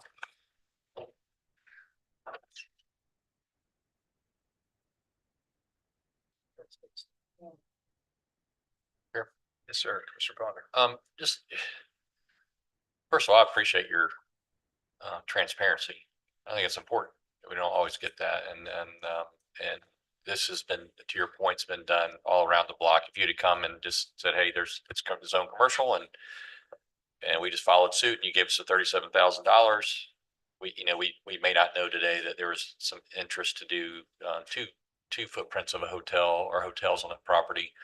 You know, I mean, to me, the bottom line is you would give you that expanded footprint, then your by right, you know, obviously will intensify a little bit just because it's been expanded. You know, if we don't approve that today, then that by right stays, I guess, 7% less per se. And it sounds like what you're saying, based on setbacks, parking, stormwater, et cetera, your 7% increase is really probably more than likely going to be a little bit of height here and there, or shoehorning some things in. Obviously, there's residential to your east. There's been one person that reached out concerned just on, you know, I don't know what trips will be generated, and we're too premature on that, I know, but I know by and large it's a schedule, but you know, how they get out to Egmont Park, that's be something that I'm sure that you'll need to discuss with Ellie and Jason and the team when you get a little closer. I appreciate also that you've seen an existing use of that as the sheriff's department, and willing to be a good neighbor and a good teammate on that. You know, I'm not looking. I would agree. I don't think it's fair to you or to your client that we would try to tie that up to bring that back. I don't mind if Elliot wants to do that days ahead. I'd be perfectly comfortable to vote to let you have your approval you needed. I mean, if in the discussions, to Commissioner Goodwin's point, that your developer finds that there's a way to build some boundary in there, that'd be something that could be discussed then. Just something that becomes a more, and I assume that your developers listening or paying attention, that they're hearing that there's some concern that we want them to be. We don't want them to come into the neighborhood and to be any kind of hostile by all means, but we want it to be a great partnership and a friendship, and that if there's a boundary they can put in that would intensify some of that, and maybe, you know, I'm sure they may want to do it. I don't know. We can't, to your point, can't just make them do it based on what's already in our code. But I appreciate your transparency, and I appreciate your willingness to say this is what we're looking to do, and it's something we've done. Our precedence is there, and you're willing to pay for it. So, you know, I'll make the recommended motion that we approve it today, that we move it forward based on where this is going in good faith. That we'll have opportunities to work with you at the table and your developer to be friendly neighbors in the journey, and see where it goes. I'll second. Motion by Commissioner Ponder for approval, second by Commissioner Ketchel. Mr. Chairman. Yes. And I apologize, but one last word here, commissioners. I think, you know, there's a bit of a wrinkle here, right? Like, so we have to do the kind of take it to its logical conclusion game, Mark. And so again, going back to appreciating the candor, and I want to help solve this problem. I think the way to solve it's the right way. I think the way to solve it's through a reevaluation of floor area ratio and what its actual utility is within the context of our code, given all the other guardrails. Here's the problem. So you asked for, 10 foot, and then you're effectively, and I say give it back. I recognize, property rights, bundle of sticks, all of that. You're getting, the easement portion is coming back to the county, but effectively, all you're attempting to grab this additional right of way for is to, I use manipulate, not in a negative sense, but to maximize the opportunities to be able to build your site out without floor area ratio being an artificial constraint. The problem is the next guy comes in and he asks for all of 7th Avenue. And then he agrees to give an easement back to the county for the public's ingress and egress across that. And so now all of a sudden we have gamed a system to work around what's really the problem, which is floor area ratio, and may warrant some revision. And now every application that comes to the county is preceded by an application to vacate right of way and give back to the county everything except just the core underlying fee simple, so as to add into their bucket of developable rights. Commissioners, that's a slippery slope, and I will respectfully suggest one we probably do not want to start tumbling down. And so I would advocate, and I know a motion's been made and a second's been given, if for nothing else, in that reason alone, to go back to the notion of let's pause, let's address this either through developer agreement approach, as Commissioner Goodwin has proposed, or let's get the floor area ratio discussion rolling and resolved before making a decision on this vacation of right-of-way application. Again, the idea traditionally for vacations of right-of-way has been there's a piece of property that at some point came into the public domain, has no beneficial use to the public, would be best served to be returned to private hands so that it can be economically beneficial, property taxes can be paid upon it, etc. The reality is this doesn't fit into that bucket if you want to put that lens upon it, right? Because of we've all agreed there is some public need for that right of way, and so I think we you know, again, and not to, the applicant's trying to do the right thing here and work through this conversation. Mark, it may just be necessary for this to be a bigger conversation. The good news is we may get a more significant fix rather than a one-off patch. And I think that's a more appropriate play. So for those reasons, I'll vote against the motion. Thank you. Commissioner Goodwin. Thank you, Mr. Chairman. I'd like to offer an amendment to see if it would be acceptable. Because I don't think there's support to press this to a development agreement or to wait on the entire comp plan amendment process. So my kind of compromise position would be would be this: within the recommended resolution at paragraph 1, subparagraph C. If we could change that language to say that the follows: the county reserves unto itself within the area vacated the right to utilize the vacated property for public and county related parking purposes, including the right of the county to make such improvements as are reasonably necessary to effectuate said purpose, period. For purposes of interpreting this provision, the county shall be deemed to hold a dominant estate within the vacated property. I did receive an answer to my first question, and with that, if it's okay, I'm going to ask one question and then come right back to that. Mr. Steiner, do you need the entire area to achieve your purposes? Is that the goal? And the reason I ask, we can agree to less than what you've asked for, but not more. And so if we were to come to a solution of 3rd Street singularly and not 7th Avenue today, does that still achieve your purposes, or are you bound to desire both for your purpose? I think this has gotten way more complicated than I ever anticipated, believe it or not. I would say no, it doesn't meet our, and when I speak, I'm speaking on behalf of I'm the applicant, for the agent for the applicant. On the applicant's behalf, I would say no, but I don't see any advantage to necessarily any less than what we're asking for, considering the fact that we're basically matching up to the existing right-of-way lines that are out there now based on the previously approved vacated right-of-ways, if that makes sense. So essentially, all of the lines of the right-of-way are now going to line up with each other on all 4 sides of the intersection. Of the intersection, but not the piece to the north. Okay, thank you. Yeah. Commissioner Goodwin? And just to let you know, I would be willing, so like I said, Jason called me up and said, "Hey, we have an issue with the parking in the right of way that the sheriff's using." And I said, "Okay, I understand, no problem." Even though I think it was alluded to earlier, parking. Most people are not allowed to park in the right of way, but the sheriff's office has a function to provide, and they're utilizing it, and it's grandfathered in, and we totally understand that, and we have no problem with interfering. We will not actually build any improvements on the land that we're actually asking to be vacated. So if from that standpoint, when it's all said and done, the public will not see there won't be any perceived difference in this project except for what we're asking for in terms of the intensity. And then the right-of-way lines will just move and our property boundary will move and it'll get a little bit bigger and you'll get a little bit more tax money from it. And we'll add a little bit of money to the coffers of the county because we're actually purchasing the right-of-way. So I think from that standpoint, I think the net result will not change much at all, except for to help us out a little bit and to move a right-of-way line. Thank you, Mr. Steiner. Mr. Ketchel. So please forgive me, but I'm going to withdraw my second. Here's the situation. We don't have to do this vacation. I'm sorry. There's so many people here today for another reason. We're tying them up. I'm going to direct or ask if we could direct staff to go back and work with you to make this happen or not happen. Part of the problem is what we just heard from this gentleman who represents many people that I've heard from. They don't want 2 hotels. They don't want to live behind a hotel. That's the issue, but it's their right. I mean, it's in our code. So I feel like we haven't worked enough with staff to make this happen. Let's go back to the drawing board and come back in 2 weeks with a plan to move forward.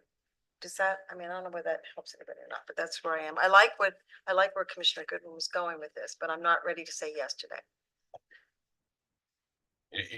I just want to make everybody aware. Give us just a minute, Mr. Saunders. Yeah, Thank but you you're for that. talking about the zoning of a property that's. Thank you, sir. Commissioner Ponder, you've made a motion. Hold your motion. Is there a second to the motion?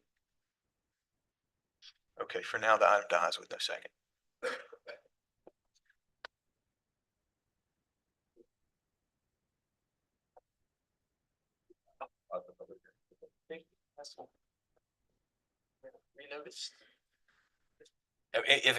If the options are on the table to table it or for it to die, I would rather it be tabled and work with staff on this, because I think we can come up with some resolution on this. It's just that some of the things we're talking about, we've separated vacating right away from development rights. Right, and so but- according to but- the rules that we utilize, the motion was made. There is no second.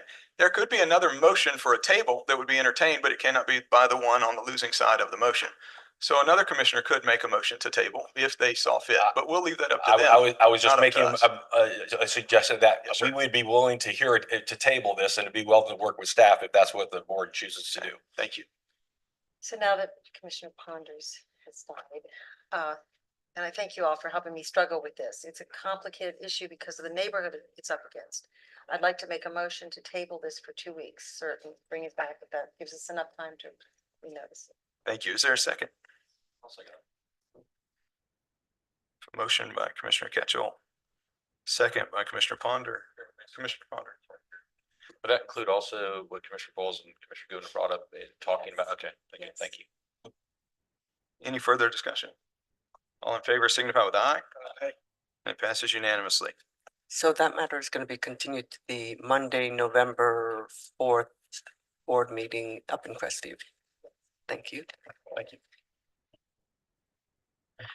Before we go back to department business, we'll be taking a 10-minute break.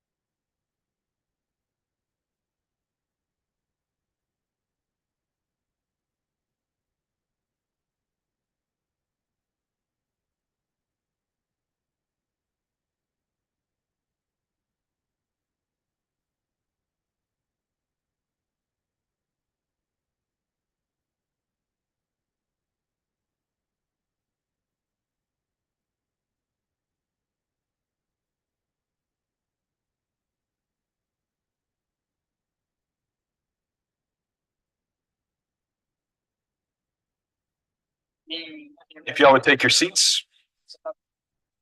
You find it on YouTube. Please take your seats. We'll begin back with the meeting of the Board of County Commissioners for Okaloosa County. Thank you for your chatter. If you'd like to continue, the hallway is available. We are moving into Public Works, Jason Autry, Department Business.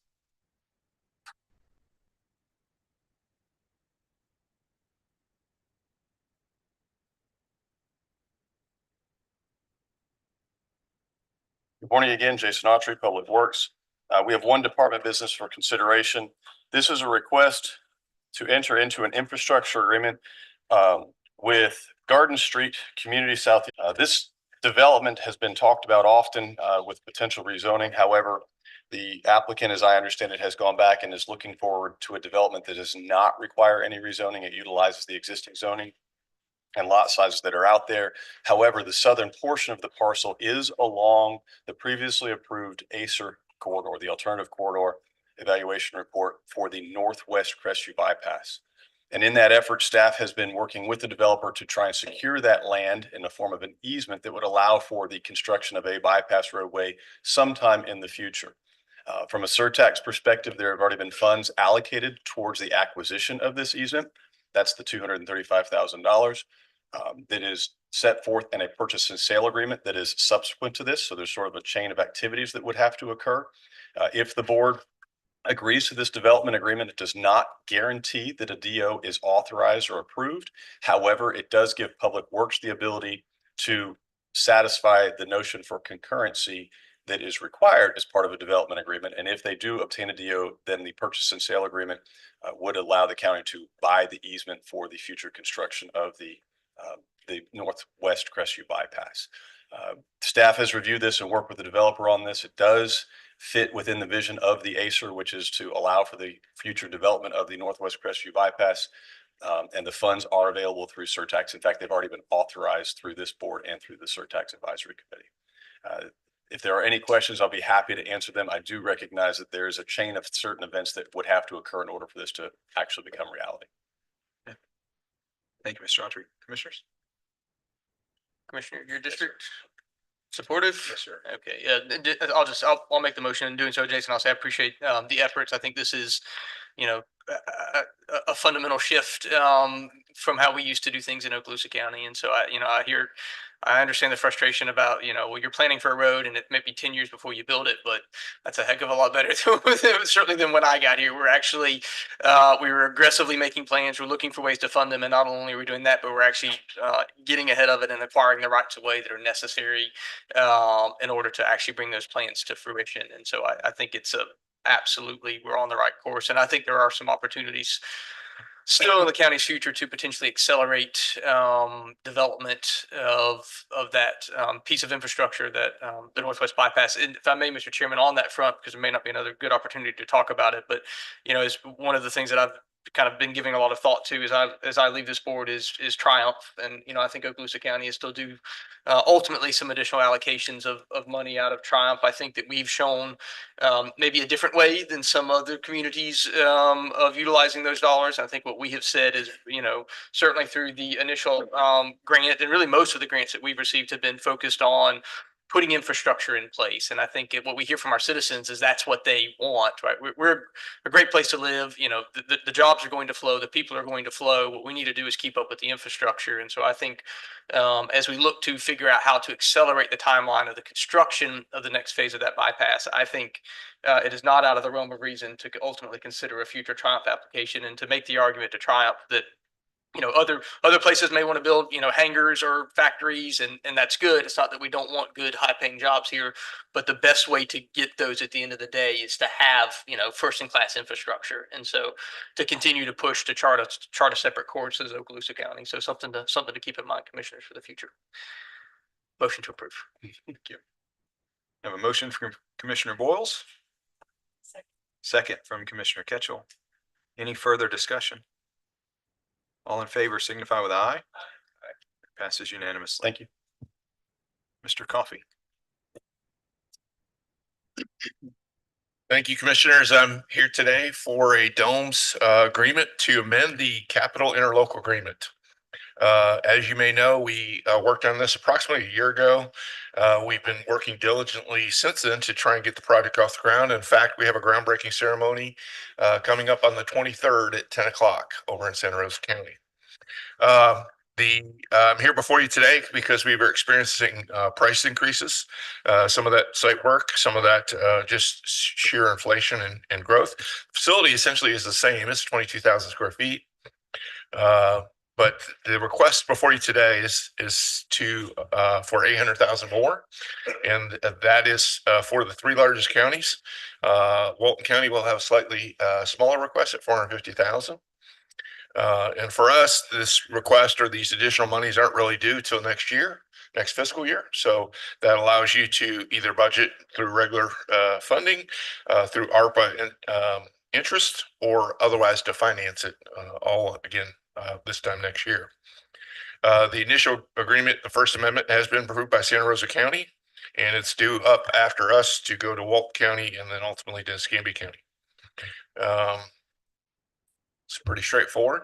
I know that Dr. O has met with you. She's in the audience today. Dan Shebler as well, if should you have any other questions. And besides myself, you know, I serve on the DOMES board. Jason has been heading up the construction group, and he's been doing a great job with that as well. So we are trying to keep these costs, minimize them. I think they made some costs. We did get some additional money from the state, which helped. So we're trying to come at it for both ends, not only raising additional money, but shrinking the project and value engineering. So. Commissioner Ketchel. So nobody likes to spend more money, but this is such a great project and it's going to benefit the Fort County area for years to come. So I'll be happy to make the motion for approval for the extra $800,000. Motion by Commissioner Ketchel. Second, but ask her to consider a possible amendment. Second by Commissioner Ponder. Discussion. Yeah, just I don't know if you're comfortable. I would, my humble opinion, if we have some interest available, I'd hate to finance the extra amount. I'd rather pay cash for it versus finance it if we can. I know we are, we've got to do it. Obviously, clearly, I don't want to spend any more than we need to without question. And we're in this situation where we're just part of this. There's no 4 counties that got to fund this thing. But I don't know if that's too much, Mr. Chair, to kind of get that granular, but I would not want the county to finance that. I'd rather take it from interest. That is money that we've earned versus using any other. I agree. Mr. Costa, would maybe speak to that? I absolutely agree with that. Okay. I would prefer not to dip into general fund reserve or have to finance that little bit of amount. We've wisely invested our ARPA dollars and working closely with JD and his staff, the clerk. My recommendation going forward with our budget allocation would be to tap that ARPA interest to fund this balance. I want to go a little further and just say we are in such a great position, and I thank Mr. Hofstad and this board. We very wisely put money away. That just didn't happen. People need to understand how conservative this board has been and very frugal with money, so that when something like this does happen, we don't have to finance. So I really want to give a pat on the back to ourselves for that. I really do. Thank you. And I was anticipating you not wanting to finance it. I will be coming with an ARPA amendment for the final repositioning ARPA dollars at your next meeting. So ahead of the December 31st deadline. So this will be one of the items I was going to roll into there. But I only wish the federal government would take a page out of our book. Yeah, there you go. So motion by Commissioner Ketchel, second by Commissioner Ponder, with the direction of no financing. Commissioner Walls. Yeah, maybe one additional friendly amendment, which would be simply to make this approval contingent upon ultimately the collection of approval from the additional 2 counties. I just want to make sure that we're remaining in lockstep. And correct me if I'm wrong, but so the DOMES board ultimately did not vote to make a recommendation on these additional dollars. Do I have that right? We did not. We actually asked the doctor to go out, but I will tell you the amendment is all or none. All the counties approving or none. So it is set up that way. It's already written into the language? It's written to the base agreement itself. So it was sink or swim for the base agreement, sink or swim for the amendment as well. Right, but we're having a ribbon cutting hosting before the final 2 counties are going to vote. So oh true. Gotcha. Right. So I'm gonna respectfully suggest, commissioners, that we include that a friendly amendment anyways. Thank you. And then the final question, if I may, Mr. Chairman, and this is to Mr. Coffey or Mr. Autry. And I appreciate Dr. O and Dan meeting with me and kind of talking me through. I want to make sure that we have independently feel comfortable that from a value engineering standpoint that we, that we're building the facility that the medical examiner needs for now and for a reasonable period into the future, but that we did just as we have done with our construction through the years, I think, to take a critical eye towards not being excessive, ostentatious, and kind of having the unnecessaries while still having good, solid buildings for the public. Do you guys feel collectively good that we made it to that place before we approve these additional dollars? I'd be happy to speak to that. First of all, from a site perspective, I had a great conversation with Dan and the design team and the contractor on ways that we peeled out a substantial amount of costs related to the way the site development worked. From a building perspective, there is a little bit of a learning curve, in fact, a bit of learning curve in terms of what it takes to run medical examiner's office. But as it was explained through our review concepts, I do feel like they have the minimum of what they need to get the job done. I don't feel this is a Cadillac approach. I don't feel that there's anything that's over the top, excessive, or as you said, ostentatious. I think this is a functional, viable building that serves and meets the purpose of the public's need now and for some growth moving forward. And we've even had the ability to allocate potential growth of expanding the building on the site in the future. So I think it does get a good blend of what needs to be met out there. To that end, one of the things that we've done really well in this project is the contractor's involved now, so we're getting real-time pricing as we move along, which has been very helpful to understand where we sit from a cost perspective. It's an approach that I think we should utilize more so ourselves in the future. But yeah, I feel very good about where we are on this project. Thank you, Jason. Thank you. So a motion and a second, two amendments. Any further discussion? All right, all in favor, signify with aye. That passes unanimously. Thank you, Commissioner. Thank you. Dr. O and your staff, thank you for coming. Yes. Elliot Camper. Good morning again, Mr. Chairman, members of the board. Our final item for today's agenda is a presentation of the North Okaloosa County Planning Study. The presentation will be given by Mr. George Kramer and Eric Redfeld of Inspire Placemaking, who was the consultant retained by the county to perform the study and come up with the recommendations. In recommending that the study be accepted, staff acknowledges that the board of county commissioners can accept the study, understanding that they have the option then of moving forward with any, all, or none of the recommendations of that study. They can send it back to staff to continue to work on certain things and modify if necessary. They could also direct Inspire to continue if they wanted to do some additional work on it as well. This is being presented today in compliance with the scope of work that was entered into as a result of the request for proposals. And after this would technically come the transmittal, a trip to the planning commission for transmittal of whatever policies and changes the board decides to authorize to move forward on. Planning Commission, Board of County Commissioners, thence to the state. That's sort of the remaining steps that need to be done. But this morning's work is to look at the study, and if staff's recommendation is followed, is to accept the study and then move forward from that standpoint. I'll be happy to answer any questions, and I believe Mr. Kramer and Mr. Redfeld have a pretty comprehensive presentation to give to you. So with that, unless there's questions, I would cede the floor to Inspire.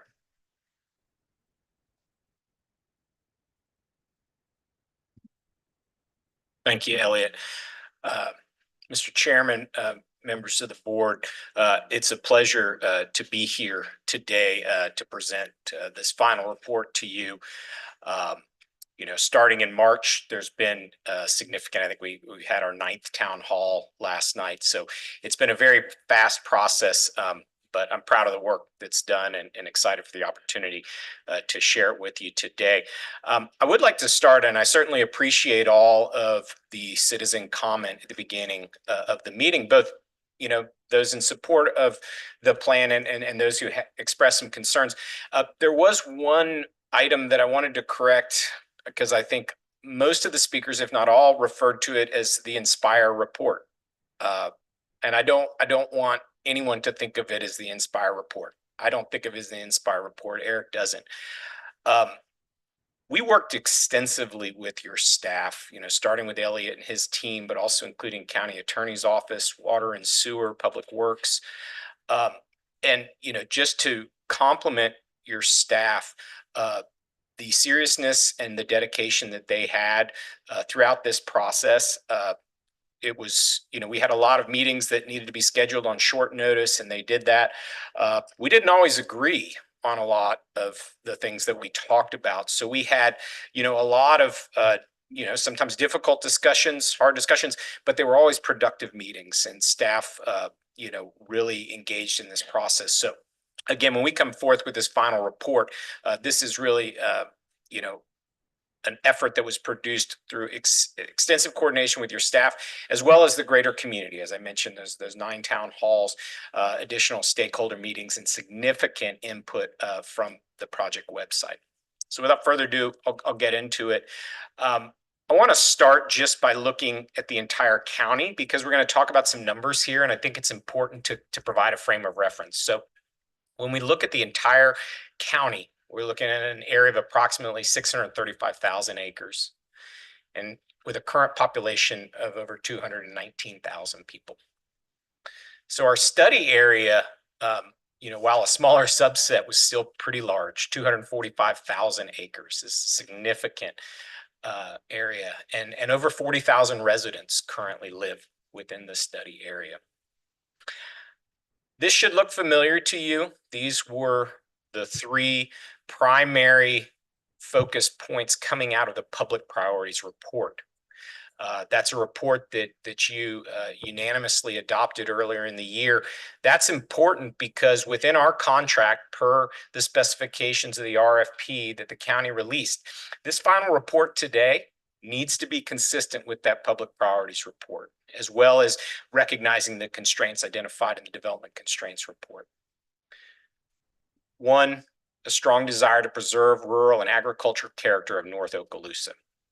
2, there's a concern about inadequate infrastructure associated with existing development patterns and future growth in the community. And 3, an alarm regarding a lack of transparency and inadequate coordination in managing growth. So I want to start by talking about population projections. As part of the scope, we looked at updating your 10-year planning profiles. So we use University of Florida Bureau of Economic and Business Research, really as the gold standard within the state. It's referenced in state statutes in terms of how we look at population projections. So we use those 10-year projections to update the planning profiles, but they go out about 25 years. So the 25-year population projection for the north area is just over 7,000, a little under 8,000 residents.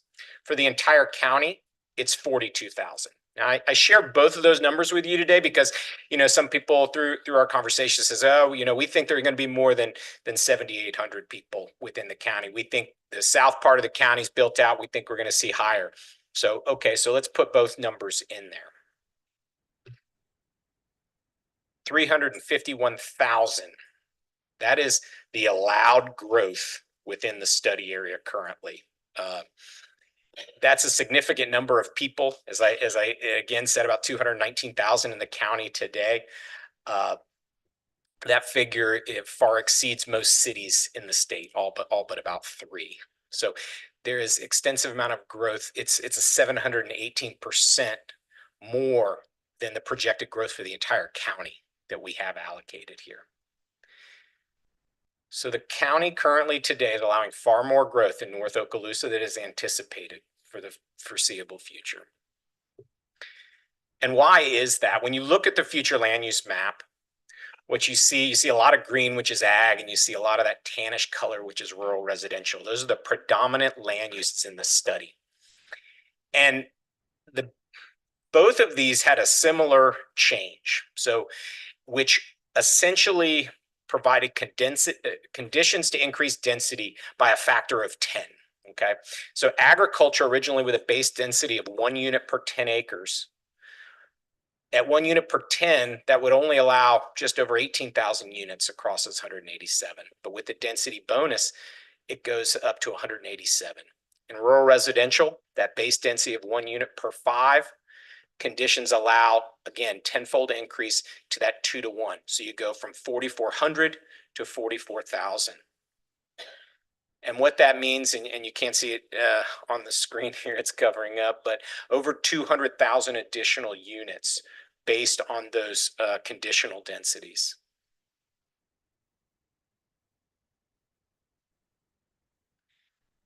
So the amount of growth that's currently allowed is one issue, but it's also the location that's unpredictable. That provides a secondary challenge.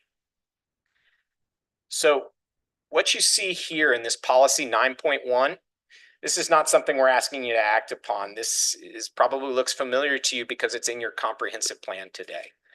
There is an urban development area boundary, and it encompasses, and I highlighted a couple areas that either currently encompass or are expected to be urban. Okay, and then the last line, again, we got a little bit cutting off here, but it talks about either where central water and sewer either currently exist or are planned to. That is within your comprehensive plan today. But it's not working. And I cite that because, and we showed a few examples. These are recent developments outside the urban development boundary. And then we show the aerial here. And what's problematic is when you're looking at the aerial, it's very difficult to distinguish between urban and rural. You know, if we were to take that orange off and we were to ask which side, you know, is rural and which is urban, just by looking at that development form, it would be very difficult to tell. So what are the impacts? And again, we wanted to use kind of a simple illustration. Now, we are not suggesting that 351,000 people are going to move to North Okaloosa. We don't know how many of that population would increase, but we know that the carrying capacity, the current allowable densities in there would support that population. But if we don't know where the people are moving in across this 245,000 acres, what is the cost to provide roads? What is the cost to provide water and sewer, schools, public services, the environmental costs? All of these things that I know that you all have been thinking about because we were asked to look at these things, you know, through the course of the study. And certainly having these population increases in these agricultural and rural residential areas within the North Study area, that leads to a loss of rural character. And we've heard, you know, extensive concern about that. So what are we going to propose? So not to continue doing what we're doing and expecting different results. Utilizing an urban development boundary that you already have within your comprehensive plan, but providing some changes so that it actually works. Now, one of the things I want to point out is you see 3 people, you know, representing, you know, a certain population outside the urban development boundary. The recommendations here do not say no growth in the rural area, but it is pulling back the amount of growth within the rural area. So still allowing some, but focusing the most dense and intense development within the urban development boundary where there is either existing or planned central water and sewer, that basic urban infrastructure that's already designated within your comprehensive plan as defining urban infrastructure, that central water and sewer. Reducing the allowable development within the area from 351 to 139. By making these policy changes, we'll go into a little more specificity on how we do that. You know, you can reduce the infrastructure costs, you can reduce the environmental impact, and you can protect that ag and rural. So how do we come up with that detailed plan? So a 3-tiered system. The first, let's work and identify where the actual central water and sewer is currently. So, you know, we worked extensively with Mike and Mark in identifying those areas. I mean, the tier 1 areas basically came from the county. Like, this is where our lines are. And we also wanted to talk with the city of Crestview to understand where their infrastructure is, which, you know, we understand is just exclusively with inside their city limits. So they're not providing that sewer service outside of the city limits. So the second area is, where do we plan? So we're looking at the existing plant as well as the proposed plant. And you're going to hear about how we came up with the lines. I want you to focus on a 5-mile radius from both of those plants is what we utilize. And then 3, there are no plans for water and sewer in the areas we've designated as tier 3. And that's where we want to protect rural character. So this is the overall map, and we can go into a little more detail on that. Eric's going to point out later in the presentation, I do want to focus your attention on Holton Baker there, designated as rural communities. There are existing rural community overlays for both of those areas. Both of those have some urban land uses that are not proposed to be changed through this report, but there probably needs to be additional plans looked at on how to protect rural character within those areas, because there are quite dense and intense land uses that we're not proposing to be changed here. And I'll let Eric get into a little more detail on that. The orange tier 1, again, that is where the existing lines are based on information provided from the county. And then, as you can see, the Crestview there in the white and a light blue hash there. And then the larger area, tier 3. Again, those are areas that are outside of that 5-mile radius, and there are no existing plans.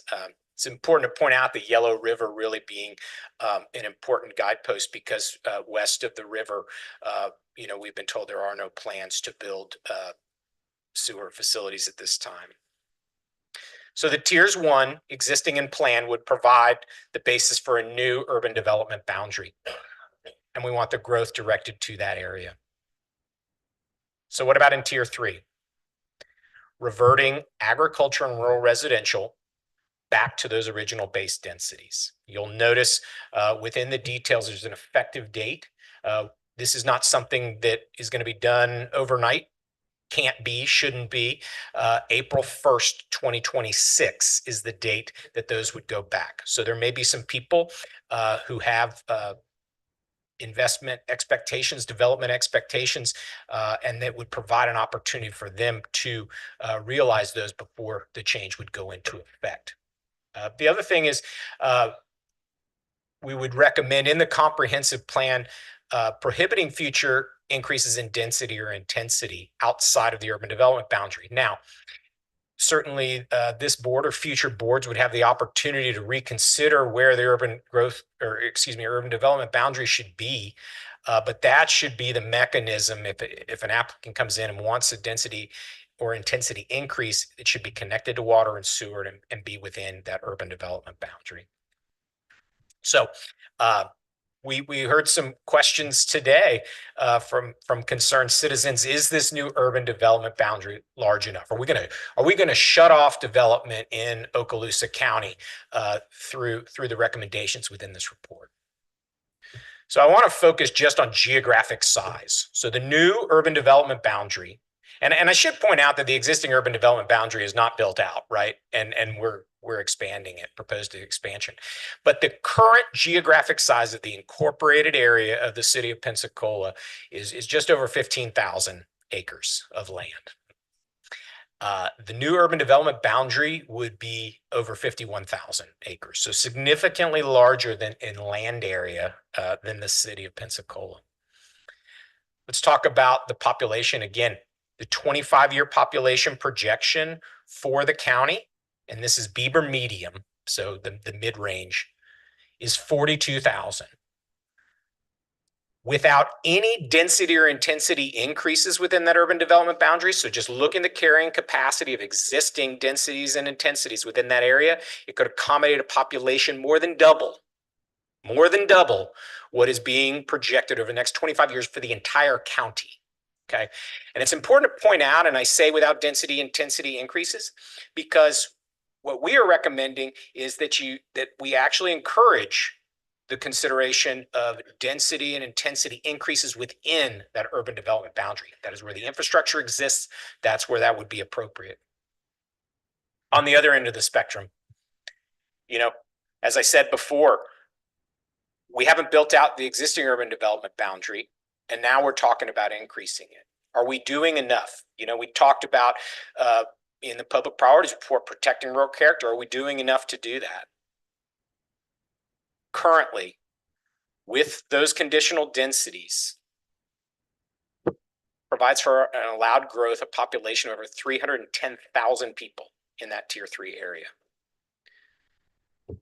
By phasing in over the course of more than a year back to original base densities in the areas that we're saying are agriculture and rural residential, we reduced the potential growth from 310,000 to 37,000, a significant reduction. Chairman, but that's assuming that no one takes the opt-out provision, right? So your 37,115 is assuming no one It's just based on exercises today, their, correct. which is probably not realistic, but just want to make sure I understood the difference between the two there. And with that, I'm going to hand over to our project manager, Eric Bredfeld, who's going to talk about in a little more specificity the specific amendments we're discussing. Thanks. Good morning, Mr. Chair, members of the board. Appreciate your time today in considering our report. I want to say from the outset that I feel like some of the citizen comment talking about this trying to be a balanced approach. I think that's what we were trying to strive for. My role with Inspire is as the economic development director, and so in trying to move forward on some of these recommendations, we're trying to balance the need to protect some of the rural and agricultural character of the county, but also provide for development opportunities moving forward. So that's what we were trying to approach. I should also say that I think it's something like I like to consider a conservative reform in the sense that we are trying to build off of principles that are already in your comprehensive plan. The urban development boundary, some of the issues in two of your primary elements to the comprehensive plan that we're going to talk about here in a second. So with that preceding conversation, really our focus in making our recommendations are really in two areas of the comprehensive plan, and those are in the future land use element. You'll see there under item number 1 in objective 9, we introduce the tiered system that George just talked about. We maintain the verbiage that he showed about what the urban development boundary is all about, but we introduce the tiered system. And then we also put in a provision in objective 10, which is 10.1B, which talks to this provision you already have in your comprehensive plan that denotes Holt and Baker as rural community overlays. Those provisions are already in your comprehensive plan, but they're not really very well defined in terms of what that actually means. And those areas incorporated residential, rural, and agricultural, but also other land use designations that are non-residential, like commercial, mixed use, and industrial. And we thought it would be appropriate for the board to consider doing some future special area planning for those areas that could be sort of an opportunity for those communities to come into the process and try to develop what the character of that development should be over time.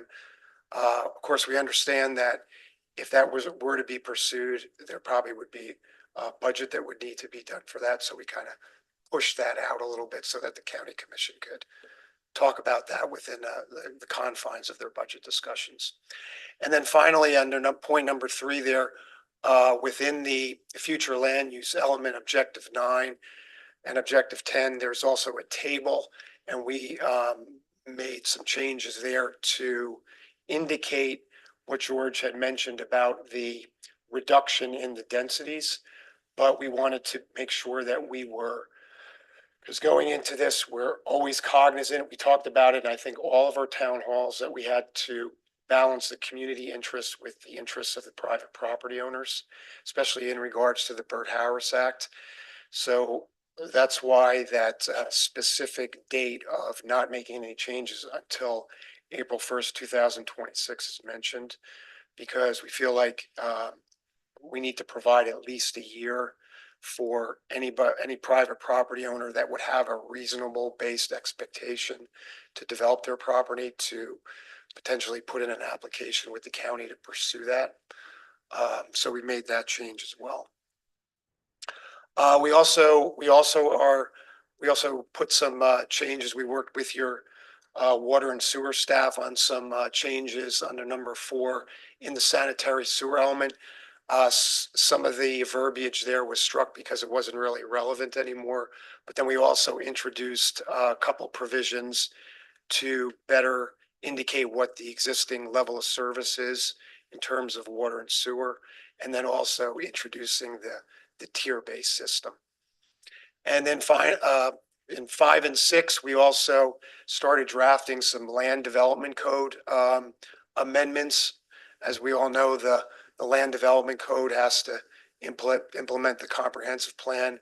So we drafted some of those provisions to reflect particularly the change in the ag and the residential rural allowance. Might need some further attention on that with the county attorney if we're to proceed. And then again, in the land development code under item number 7, we also put some verbiage into chapter 3, which is regarding special area plans and the overlay zones. Finally, as far as the next steps go, if the Board of County Commissioners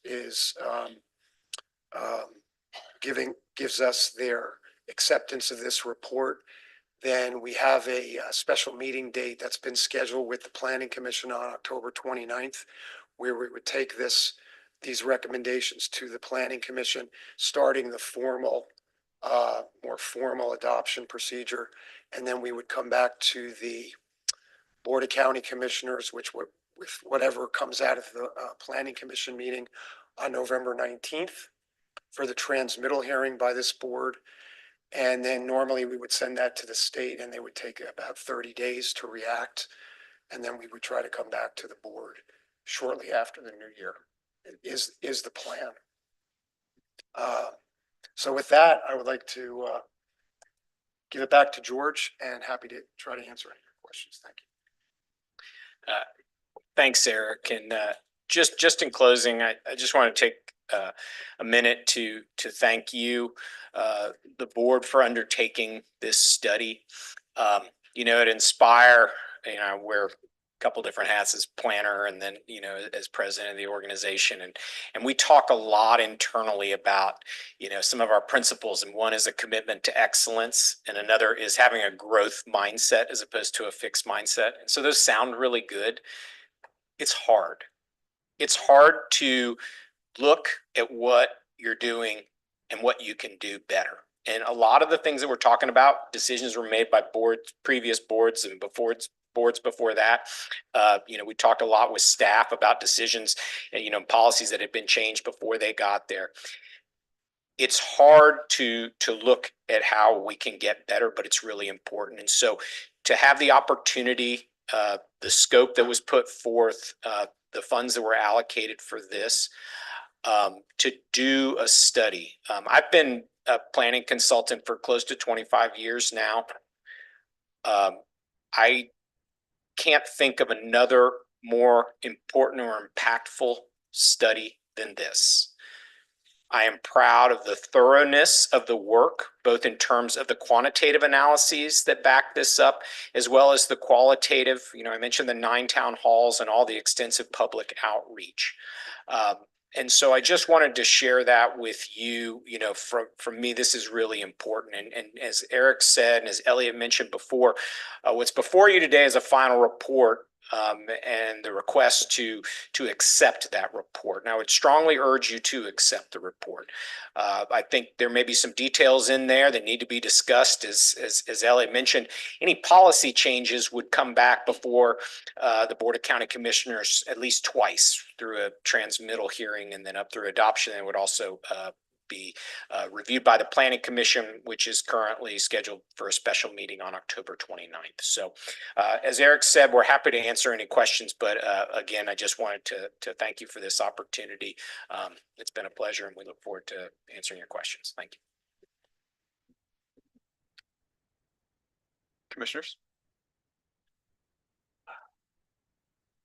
I guess I'll take first stab, Mr. Chairman. And maybe this may be a little bit of a ramble, so forgive me. But I mean, I think first things are kind of going back to the beginning of how we got here, which, you know, really goes back several years ago to a town hall that was actually called by the public, not by me, up in the Baker community, and there was a lot of concern about growing development pressure, and, you know, how do we tackle that? And so it took a while, but ultimately this board supported an effort. You know, Commissioner Mixon, you know, you and I ultimately held a town hall to discuss kind of ways to move forward.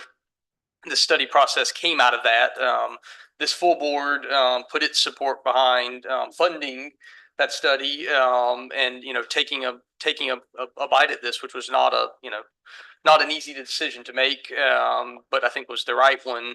And then, you know, we come through the initial launch of this process, which I think we can all agree was a little bit, we'll just say, challenging. And so if nothing else, it's been heartening for me to receive emails over the last day or so from folks who you know, were convinced that this was some type of giant developer handoff takeover maneuver. You know, at the first town hall, who are now saying, please, please, please adopt the recommendations of this study. And so I'll take that. At the end of the day, is I don't know if vindication is the right word, but if nothing else, it makes me feel a little bit better that you know, I think we knew we were on the right path, and that this process was a worthwhile process, and it took a little bit for that information to disseminate itself, but ultimately we got there. And I think last night's super mundane town hall was an example of that fact. So that's good. And so I just want to say, you know, thanks to you guys for sticking with it. I know it hasn't been an easy process here in Okaloosa County, but I do think it is one that will ultimately make this county better. So I'll vote today to accept the study. I think that's, you know, a relatively straightforward process. And that's not to say that I agree with every element of your set of recommendations. At the end of the day, I'm not going to get to make the final vote anyway, so it may not matter much, but I think we can agree. I hope we can agree today to, you know, to accept the recommendations, accept the study. And I think that acknowledges the very robust public participation process that has been had to this point. And then I think, you know, commissioners, beyond that, the harder work is figuring out what directives to give to staff and to our consultant for any kind of further tweaks, variations, alterations that we want to consider, or this board wants to consider, before we get to the actual transmittal process. Because as I understand it, the consultant is, you know, under contract to ultimately assist through that transmittal process. But this board has to make a decision. Are we transmitting as presented, or are we going to transmit with some kind of variations or alterations? And so I think, you know, on that front, you know, one thing I think we probably should slow down and make sure that we're doing, to the extent we haven't already, is making sure we're having a really robust conversation with the city of Crestview. You know, much of this, you know, when we talk about the urban development boundary, really what it is, it's just a ring around the city of Crestview at the end of the day. And so I do think, I know we've had the kind of the topical conversations about sewer. I actually appreciate the recommended element adjustment that at least acknowledges in some written fashion that the county should be looking at consolidation opportunities with other utilities when those arise. I would like to see potentially that we actually, you know, have this study presented to the city of Crestview. I think that's something that could be beneficial. And then I think I just want to walk through so that I understand, and maybe so everyone else as well, you know, this whole kind of this Bird Harris protective mechanism that we're attempting to build into the system. And so, you know, within, I guess we would focus initially on tier 2. If you are, tier 2 or tier 3, I guess effectively work the same way relative to this opt-out provision, if I'm understanding correctly. So in other words, if there is a property owner who articulates some certain investment backed expectation without regard to where their property is located. They could be tier 3 on the Alabama line, if I'm understanding correctly. They can send in a letter within this 1 year period, and the effective result of that is to exempt that particular parcel from the density limitation. Is that an oversimplification, or do I have that roughly correct? If I could just clarify first, in tier 2, we're not proposing a change back to those base densities within tier 2. So if there's an ag that's, they could build out at the 1-to-1, if, even on septic within the area as it's currently proposed. However, if they were to connect to the central sewer, they would automatically move into that tier 1 and could actually see a density increase. Okay. In tier 3, I'm sorry, and that would be without without the need for a rezoning, or that's just simply then a policy that supports conceptually is conceptually supportive of a rezoning. Still has to get through the process. But yes, it would still go through the rezoning process. In tier 3, the way the policy is, the way things are currently written, it says that with an effective date of April 1st, 2026. Okay, and so the idea is that property owners that are affected within tier 3 would understand the boards, and again, just hypothetically, if you were to accept and move forward with this, to go back to those base densities. So if they were planning to develop, they would have the opportunity to submit an application for development, for a rezoning or whatever within that year period. And that's how we're not removing people's property rights, because if they had that investment backed expectation, they would know about the change and have an opportunity to submit that application and achieve that. That's helpful to make sure everyone understands. It's not simply submitting a letter that will preserve those rights in perpetuity. Well, unless they, I guess, were to subsequently take action and see where the litigation takes it. But in order to preserve those rights, they would actually have to commence on the development pathway, which could buy them a couple of years, but you can't. I think, as I understand our code, you can't perpetually keep a development order open. You can keep it open for a while, but maybe not forever. So, and again, I just wanted to explain kind of our initial intent on that, and would obviously defer to Lynn on how the county attorney's office would interpret how they want to handle development applications that came in or inquiries that came in between an adoption date and that April 1st, 2026. Because there could be other ways that the county would want to handle that. But that's the original intent. Okay. So, and then again, Mr. Chairman, I know that I'm rambling. I just want to kind of make sure I hit all of these points, and I'm sure there'll be lots of other discussions, and at some point, hopefully a motion to pull all of this back together. But so one conversation that that Elliot and I certainly have, I think there is a portion of your proposed tier 2, or maybe a portion of your proposed tier 3, which is inside what I would consider kind of the circle of the proposed extension of our northwest bypass. And I think as a technical matter, I certainly would support. I understand why you did it the way you did. You had a certain set of criteria that you're working from. For me, as a board member up here, I would certainly work from the position that we need to aggressively pursue that project. In fact, we just voted to spend some money on it today.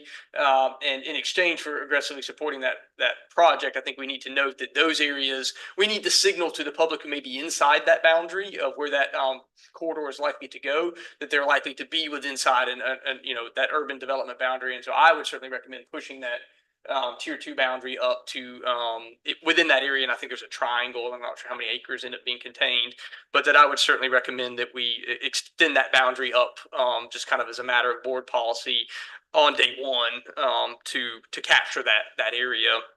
Again, understanding you were using something of a different set of criteria, and that's okay. And then I do have a question about kind of, so when we look at properties that are in tier 3, folks, Escambia Farms and other places, I have at times encountered folks who, maybe they want to split they may have a 10-acre parcel, a 15-acre parcel, a 20-acre parcel, They want the ability, we're not talking about, folks that are, in the farming business as their primary occupation, but they do enjoy living where they live and enjoy the lifestyle they have. But they may have a vision of giving some property to their children and encouraging their children to come up there and then continue to enjoy that lifestyle. And just kind of past experience in this role, I am confident that if this board takes action to kind of solidify that hard and fast 10-acre, that there are going to be some people who are going to be caught by that. And we're not talking about folks who want to build a subdivision. We're talking about folks who want to give 5 acres to their kid in order to be able to build to enjoy that lifestyle. And so I guess I frame that and then say in the form of a question, the 10-acre rule that has been, kind of existed in Okaloosa County for a long time, in theory at least. What do you see in other jurisdictions? Is 10 acres like a standard? Does that come from state statute? Do you see agricultural minimum acres being larger than that, smaller than that? Any thoughts? Well, let me try to address all those.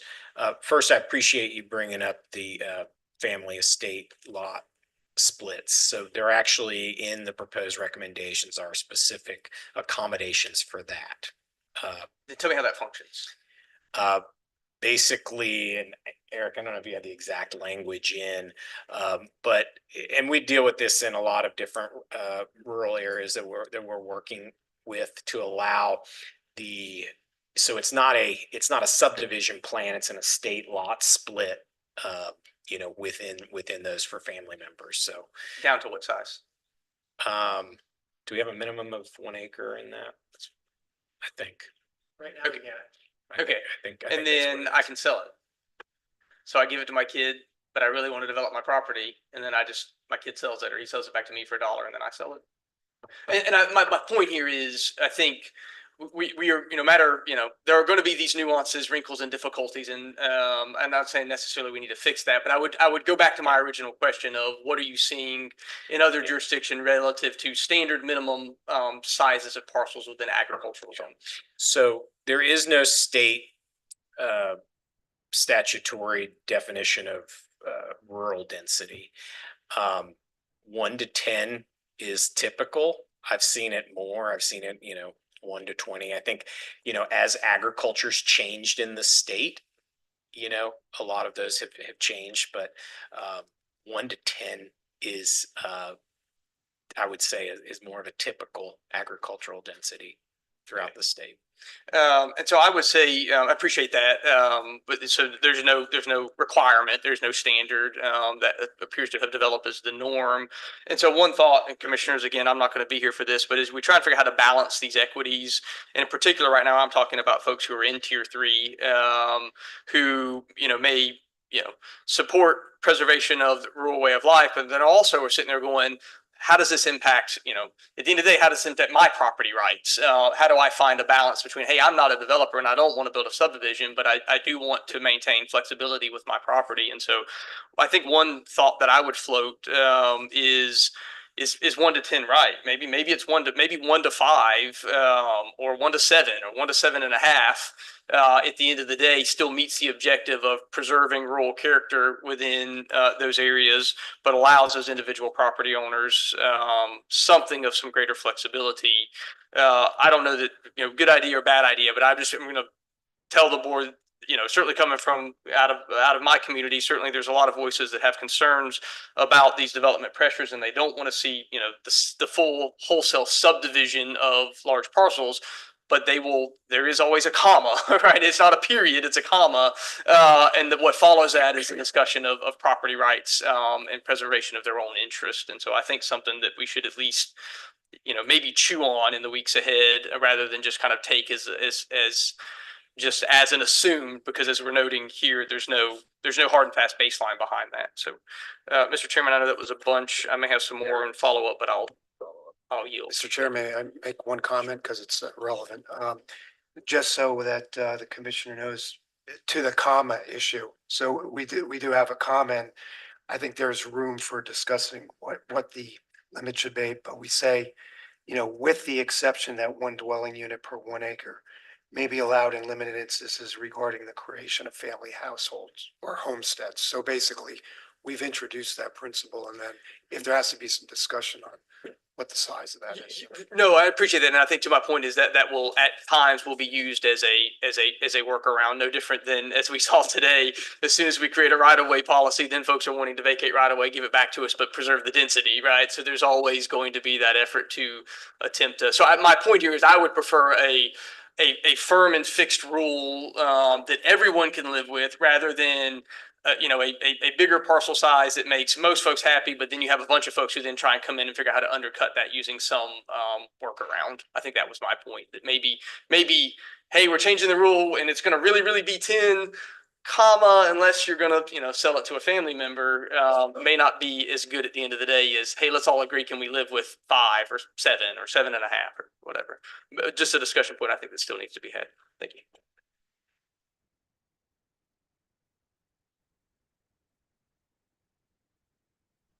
Commissioner Goodwin? I've just got a couple questions. So looking at your proposed tier 3 map,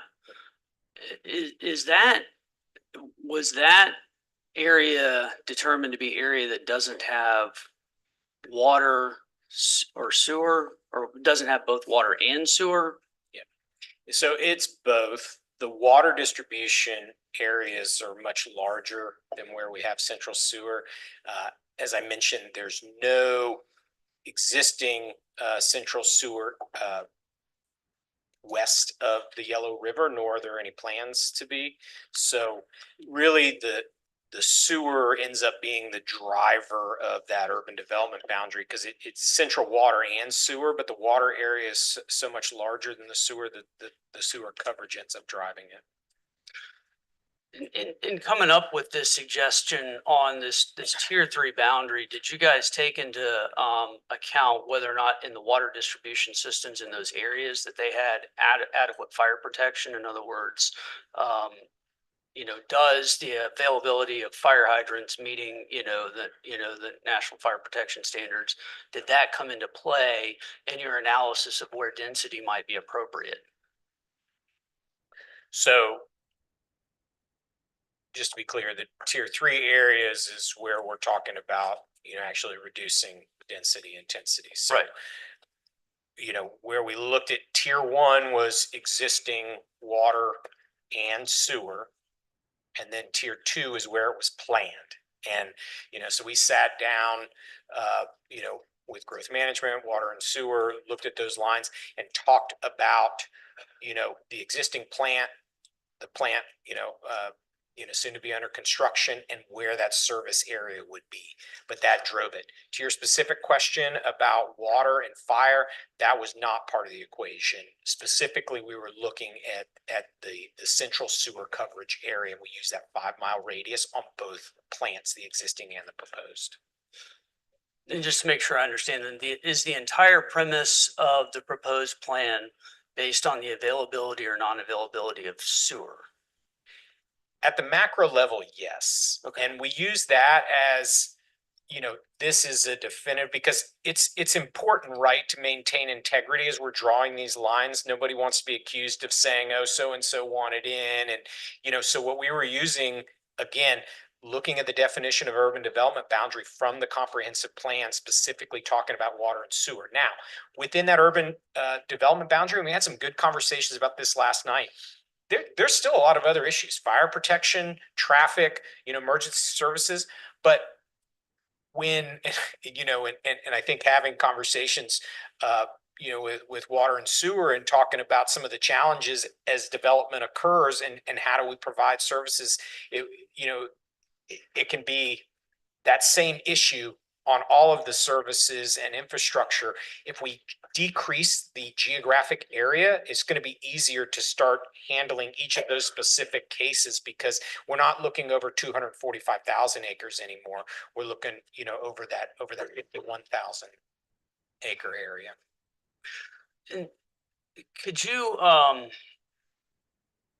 you explain why the test for where to allocate density should be based on availability of centralized sewer? Policy 9.1 that talks about how the county should develop an urban development boundary talks specifically cites central water and sewer. That's why. Does that include package plants or is that just? I believe it municipal? uses the term central water and sewer. Okay. Do we know what that means? It may not be defined in the comp plan. I don't know. I'll be honest with you. I haven't memorized the darn thing, although I probably should. Yeah, I haven't memorized it either. So that may be up for interpretation Okay. with your. Fair enough. Just a couple other questions,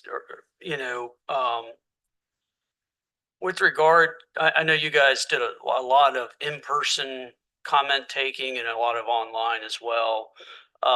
In person, we'll just assume, that if it was close enough for people to get there, they're probably, have some stake in Okaloosa County, regardless if they live here, just have no property here or a business or whatever. Online, were you able to limit to make sure we didn't have just, people from other states who just thought they'd throw their comments in, getting involved in this process? So two things to that. One, we utilize a platform, Social Pinpoint, and they are able to determine unique visitors to the site. So it's not just a total number that we're looking at. We can actually look at the unique visitors. But the other thing I'd point out is while we did, get a decent amount of input online, we actually got more input through the in-person. Very good. And then just one last kind of, I guess, broad question. I've heard, and in looking at the report, and listening to some of the comments that, it seems like there may be two different concerns with, I guess, this concept of I'll call it going back to base densities. I don't know if that's the right term or proper, but just for, going back to a less dense, density, that there's two concerns. One, preserving the agricultural and rural aspects of property, and then two, inadequate infrastructure. Are those inextricably intertwined as issues, or are they separate? And the reason I'm asking is if the primary issue, what I'm trying to figure out is if in the comments that you received in formulating the plan, if we had a magic wand here and we put all the roads and all the sewer that you needed anywhere in the county, right, would that get rid of the comments that are against density? No. So I think to answer your question, those two are related. But if you provided all the infrastructure, so again, the difficulty is you've got 245,000 acres, and there's not a lack of, and this is a word I wanted to use in the presentation, so I'll bring it up now, clarity. Right? I talked about indistinguishable between inside the urban development boundary, outside. There are people that have property designated by the county as ag or rural, and they're not seeing any difference in the development of that versus what happens near Crestview inside a designated urban development boundary. It's linked because if you have essentially what we'll call suburban densities, right, at 1 unit per acre, 2 units an acre, if you provided adequate roads and infrastructure all over, you would continue to undermine rural character by doing that. So, yes, if you provided all the services, you would be addressing the infrastructure component, but you would still be undermining the rural character through that. So are you recommending that this board as a policy determine that preserving rural character should be a priority of Okaloosa County? And I'll go back. The short answer is yes. And I do that because, again, our contract specifically stated that this final report needed to reflect the public priorities report, which is, as you all know, because you adopted it unanimously, was overwhelmingly to protect rural character in North Okaloosa. So we we felt like this is not a personal thing. I mean, we felt contractually obligated to put that in based on our contract with the county. Okay, no, that's fair. And either in your report or what you glean from existing county policy, is there a sort of a black letter definition of what rural character would be as we are trying to define that?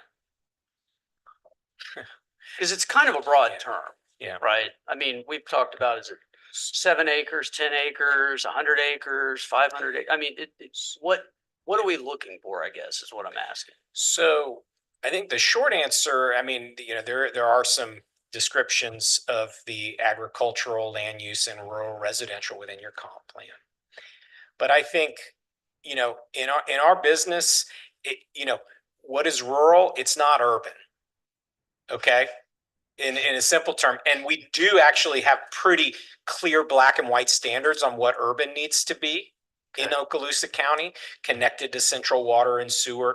You actually have a line, a boundary that you're telling everyone in the county, this is where we're allowing urban development. So I think you can go a long way. And again, going back to the clarity issue, you can tell someone who's maybe living inside the urban development boundary that may have a rural character today, you should be able to tell them there's not a reasonable expectation for that to continue because you're actually inside the urban development boundary of the county. Conversely, if someone's outside, you can say, if you bought this property wanting rural character, we've established an urban development boundary. This is where we're projecting growth. There'll still be growth there, but we've put in measures to preserve that rural character, and they provide clarity. And that clarity is, when we talk about transparency and the lack of transparency, again, I have developed a great deal of respect working in this county and understand there is just a lack of clarity has caused confusion. And I think one of the unfortunate things about that lack of clarity is people interpret that different ways, and there's mistrust where there shouldn't be mistrust. There's just a lack of clarity, and we have the opportunity to clarify stuff, and I think is going to go a long way in building back trust between community, staff, and elected officials by putting that clarity in place. Yeah. Mr. Chair, if I can make a comment to the commissioner's question. In the land development code, in the definition section that is online right now, there is a definition for rural area. It says a rural area is a sparsely development area, generally with a population density of less than 100 persons per square mile, and where the land is primarily undeveloped or used for agricultural purposes. Very good. Thank you. That's why you guys are the subject matter experts on the details here. Thank you. Commissioner Ketchel? I just have a few questions. I wanted to talk about clarity versus transparency for a moment. Sure. It's always puzzling to me about the transparency because we have so many ways that we have the information available to the public, but I think part of the problem is the public doesn't know how to access it. Do you have any wisdom you want to share with us? Because it's all over our websites, but I don't think people really know how to access government information. So I appreciate that, but I actually think it's not as much the access issue as it is the language itself. So again, I think people know how to look at the comprehensive plan, but and again, a lot of this has to do with amendments over time, right? When you look at the agricultural land use designation, it says density shall be no more than 1 unit per 10 acres, period. And then it goes on to talk about the conditions, right? So that's indicative of, that was not the original legislative intent of that. It was changed over time, right? Because you wouldn't write it that way otherwise. And so these are the things, again, there were precedents set, and we talked about that with Heritage Plantation. Some interpretations of density in agriculture was set with that, and I know that area has been changed, but that influenced a lot of interpretation moving forward. And again, so I don't necessarily have any recommendations in terms of how the county is noticing things. I haven't noticed that that's the problem. I really think it is the language within the comp plan that has been changed over time, and people are interpreting it differently. Thank you. That's good. That's good feedback for staff and for all of us, because we do want to get this information out. And in the age that we're living in with Facebook and all the social media, things get legs that aren't even true. I mean, it's constant fake news.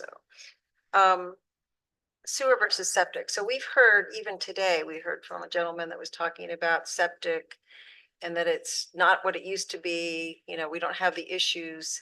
And I know that you all are big proponents of leading with water and sewer. The issue is cost. So do you have strong feelings? I think you do, but I just want you to go ahead and state what you feel about that. Because I don't see us building additional plants. We're building one in Joel right now, but I don't see us going out and saying, okay, now we're gonna build another one, or getting Auburn to do it, or so it's costly. Right. So a couple things. One, I would go back to the county's comprehensive plan. I think it's been in there since 2009. It has. That's saying this is urban infrastructure, right? So when you start to talk about density and intensities on a more urban level, that's going to require urban infrastructure, central water and sewer. If you're going to maintain rural and agricultural densities, you can't do that without septic. And in those cases, you know, I believe that's appropriate. And again, you know, I would take my personal view on it out of it. I would just look at what the county has said, that urban development needs to be served by water and sewer, and that rural and agricultural, rural residential and agriculture, you know, the only way that you can continue to have rural residential opportunities is to provide for septic in those situations. So that's where our recommendations are coming from. And I thank you for that. And my final line of questioning has to do with when folks came together, and of course, Commissioner Boyles and I were at that one in Baker. That was tough. That was a tough one. Yeah. But the rest of them became much more calm. And did you ask people, were they small landowners or large landowners? Because there are many large landowners that have a lot of, you know, they've for years have held this property up north, and they, although it's rural now, I think a lot of them bought it with the eye that someday the south end would fill up, which it has. And now people are moving to the north end because they don't have another choice. They would probably consider coming here if they could, but they can't. Yep. So did you identify, you know, large landowners? Were they a part of this discussion, as well as those who had bought maybe 5 or 10 acres or an acre and live on it? So we did not ask people the size of their property ownership, or even if they owned property. You know, we had community discussions, and I know, you know, we had a lot of people there. So my assumption is that there were some large and some small, but no, we didn't ask about the size of their land holdings. Right. Thank you very much. And I enjoyed working with both you and Eric. George, you did a great job, and appreciate all the input you've given us. A lot to think about, and you accomplished what we asked. Thank you. Thank you. Commissioner Goodwin? Thank you, Mr. Chairman, and I'm not trying to take a second bite, but this plays off of some information we just got. I think you guys read the definition of rural out of our comp plan as 100 people per square mile. Is that the right number?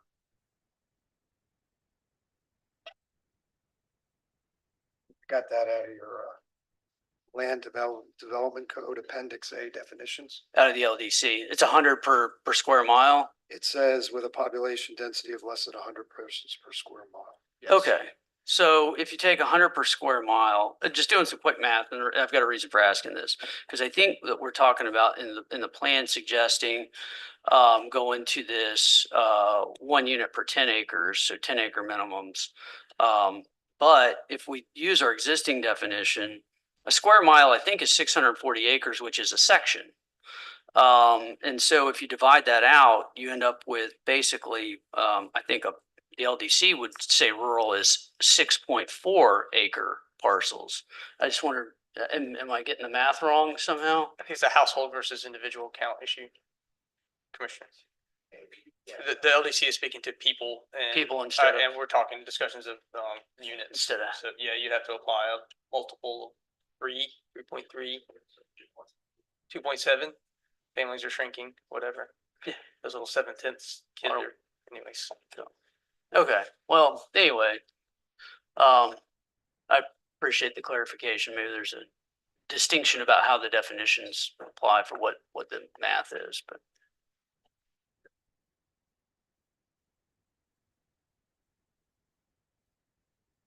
Mr. Ponder. Thank you, Chair. Appreciate that. Thank you for being here and for your presentation. This has obviously been a lot of time for y'all and a lot of our residents who've been part of this process to be part of it. I was going to ask as well, one of the questions Commissioner Ketchel asked about large tracks versus smaller, and I think you've answered that. And I know, as Commissioner Bowles said, this is going to, Mr. Palmer's here, and I don't know if Ms. Cox is here or not, but I know it's going to fall more towards them. So my couple of questions I have is, and I asked Elliot this as well. I mean, you're asking us to accept the plan, but not vote on the plan. So one of the things I want to kind of know, just for my own edification, is I do have some questions. I do have some concerns, and want to make sure that what we're saying today is, and this is why I'm kind of just curious, the stacking order of why we're looking to accept, we're sending it through Planning Commission and back to us. Is this any validation whatsoever, our vote today, if we get to that point, that we are by right essentially giving our nod of approval to the plan? Well, and again, I defer to county attorney if you want to. From my interpretation is that the final report is really a compilation of all the work we've been doing. You're accepting that. So I think if there was something that you felt like was flawed in the process, or just, a real factual problem that's in there, that let's talk about that. But in terms of an actual policy change, there's going to be a legislative policy decision that's going to come back before the board through those comprehensive plan amendments. And so, I mean, accepting the plan doesn't do anything. It doesn't change any policy at all. You're not bound into any decision with future comprehensive plan amendments that are going to come in front of you. So again, that's my take on it. And I don't know. Mr. Chair, can I make a comment on that? To the commissioner's question. So when we got the RFP, I printed it out, and it's dog-eared and got coffee stains all over it, because I used it as, I try to read it word for word for what we're asked to do. And it says explicitly there that the Board of County Commissioner accept the report. So I don't know why the distinction was made between accept and adopt, but we're asking for acceptance because that was literally what was in the RFP under one of our tasks. Yep. And then the other issue for us, I think, as well, was that it's been an ambitious project in a condensed timeline, and we were under some obligation to try to get this thing done this year. And so accepting it, and then we have kind of an aggressive schedule, as I put up there, for the 29th, the 19th, and the 7th, because we're supposed to get a transmittal out before the end of the calendar year. So the distinction in the language in the RFP was intentional. Like, accepting the report is different from approving or adopting any recommendations, like on how to move forward. So accepting the report as in, they've completed that task of the RFP to accept is what's being requested. And then obviously the board can make whatever decision the board feels necessary to, modify the recommendations or offer additional thoughts or direction to staff or to the consultants or anyone else. But yes, hopefully that answers your question. Yeah, that sounds maybe enough for today. The sewer septic thing was a question that, and I think that's been asked and answered. Some of the concern I have is going back on the 1 year. What I'm struggling with is there's some I'll just say Family Smith, Family Jones, whatever, who's had acreage for 100 years or whatever in the north end of the county, and then we at one point in history are going to kind of block that land out and say, well, you can't, you have, you know, you just can't develop it. And then it may be, we're going to say arbitrarily, here's a year to a degree, because that year, I mean, you can kind of argue one way or the other. A lot of families don't have the resources to prepare their land for development and within a year. And so, but we're saying that's just too bad. And so the preservation, I think it was all, I mean, Commissioner Goodwin brought it up. I think that, you know, it was definitely the intent. And then I'm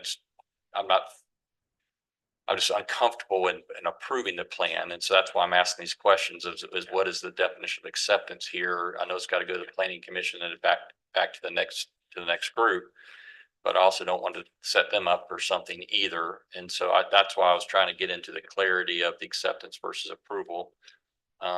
Because those, to me, at least, those are two different lanes. And I don't want to be in a situation where we're trying to approve this thing today.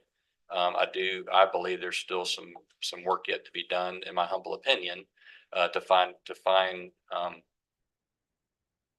some middle ground there. And I just don't think that, and despite all the great efforts you've done, and I know you're kind of pushing us back into, well, it's this, and this, and I got all that. I am not at a point to try to approve today. And that's why I'm asking the clarity for that. And so I may have another question too, but that was the main thing, Mr. Chair. I wanted to kind of get that line of separation of what is being asked of us today. Good. So I have a if moment to just address the point on the large landholder. Sure. Well, I'm sorry, Chair, that's your call. Yeah, what I was going to say is, if I understand right, the idea today, and that's a question I had written down too, are we really endorsing the product, or are we checking a box that we've received it? And I think the guideline now, or the expectation is really we're endorsing it to move it to the next level. Well, that's a suggestion, if I'm understanding right. Is that not the desire for us to endorse your product and move it to the next level, or for us to continue this dialogue today? Well, let me maybe just refer to October 29th is when we are scheduled to present proposed amendments to the comprehensive plan to your planning commission that would then come back to the board on November 19th. So maybe setting the question aside, whether we're, you know, endorsing, accepting, whatever, the schedule that we have now, again, we would be back, we would be, you know, in front this month, in a couple weeks, in front of the planning commission with specific recommendations. We would get, hopefully, you know, I know we've had issues with getting quorum there, but hopefully, you know, we can do that and then be back at the board here on the 19th with those specific things. So I would just point out the schedule, like in terms of how, you know, how we have that in. And again, that was built in because, again, our contract, we were to transmit prior to December or prior to the end of the year, maybe, but just because there's only, so I guess that's how I would. Commissioner Goodwin too. Mr. Chairman, if it's appropriate, I'd like to take a stab at maybe what's a first motion. I move that the board acknowledge acceptance of transmittal of the report. I'll second that. Mr. Chairman, transmittal to who? To the board. Okay, good. I want to make sure we weren't confusing transmittal in the context of transmittal to the state. No. So I don't know that, I guess, Mr. Goodman, Commissioner Goodman, I would probably ask if we get to actually even leave the word transmittal out of that, just acknowledge acceptance of the report as the board. Let me clarify the motion. I move that the board acknowledge receipt of the report.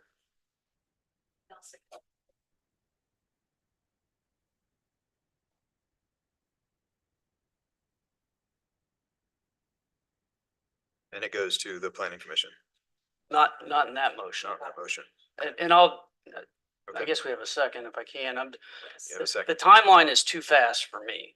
This is a lot. We're talking about making major changes to 240 something thousand acres of land in Okaloosa County. And that's a big deal to bite off. And slowing down, I don't think is harmful.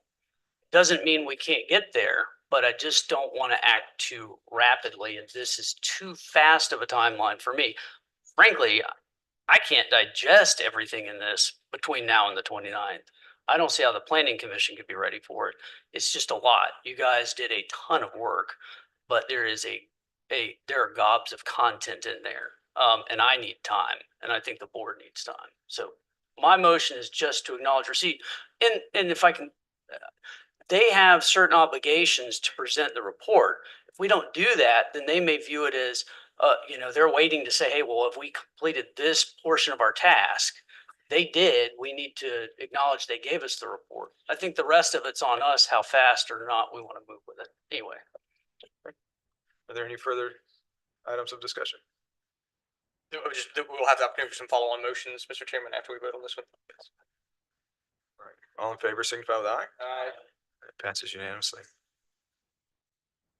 Commissioner Boyles? Thank you, Mr. Chairman, and I didn't mean to intervene if Commissioner Goodwin had another follow-up motion. I guess not. So I can't help myself and not to have no interest in being a martyr here, but I will note it gave me a little bit of tickle to note the odd reversal now relative to timeline, as I saw some slight gasp out of the audience, and I had been working to aggressively move this along to be able to participate because while I think some tweaks need to be made, I think by and large the study kind of hit the mark that I felt like I was giving is charge from my constituency. My constituency then said, slow the process down and get that guy out of office so some other group of people can vote on it. And now it's just somewhat ironic to me to see how this whole thing will shake, and I see the exact reversal. But such is life, and it is what it is. And I will take that sweet irony with me as I go on November 5th. What I will say is, so we've acknowledged receipt of the report. That's good. I think it is our job to provide some feedback to keep this process moving. And I certainly think, time to digest is important. Again, I won't be here to make these final decisions, but I do think what we can do, Commission, is provide staff and our consultant with some level of direction, even if it is broad, so that we can maintain some momentum. And so a couple of motions in that regard. So the first one I would offer would simply be to direct staff to work with the consultant to bring back a set of map alternatives for Tier 1 and Tier 2 boundaries, as well as potential language adjustments to the actual LDC and/or comp plan changes that this board might ultimately adopt for transmittal to the state for further consideration by this board. And so just to kind of clarify that motion, it's to take into account feedback received from the commission today.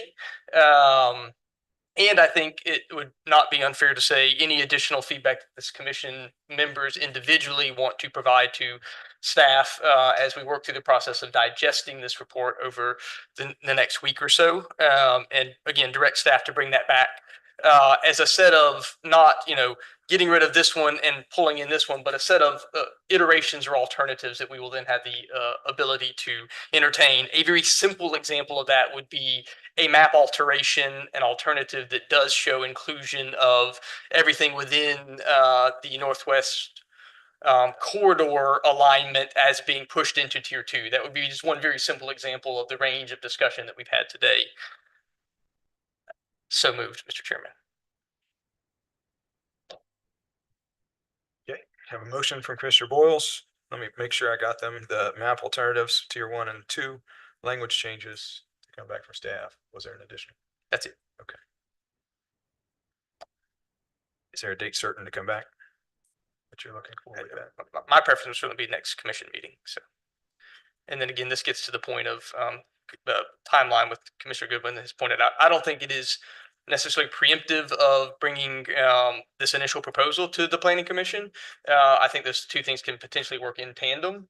But I do think what we need to see is continued progress towards a set of amendments or language that this board will ultimately find palatable to transmit. And if we don't continue this process and ask for those variations to begin to be developed, then we're not going to get there. So.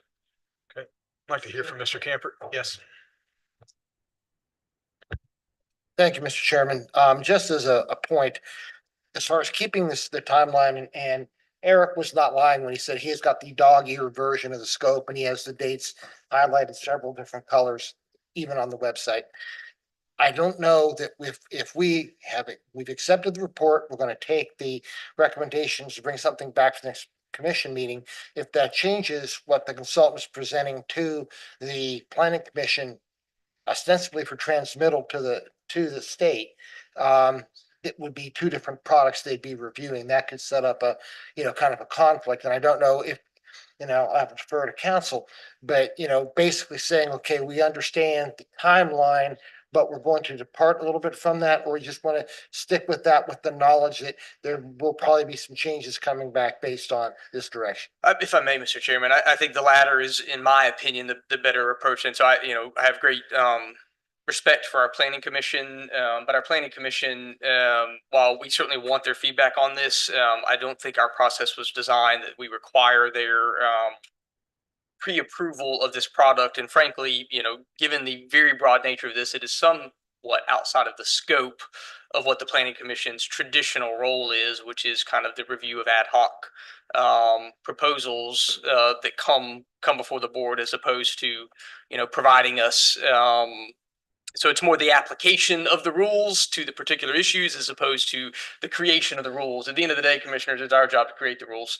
And so I think we can run those two things in tandem and simultaneously receive their feedback for potential further consideration to inform this board's decision on that set of alternatives. That would really... Vice Chair Boyles, I cannot make a motion nor offer a second for yours. But I'm curious if you would consider maybe instructing staff to get with the consultant to see of a schedule shift and what that would entail to allow us the time to move forward. I have no problem including that in the body of this motion, Mr. Chairman. Commissioners, we have a motion on the table. Okay. Motion dies. Are there any other motions? So what now, commissioners?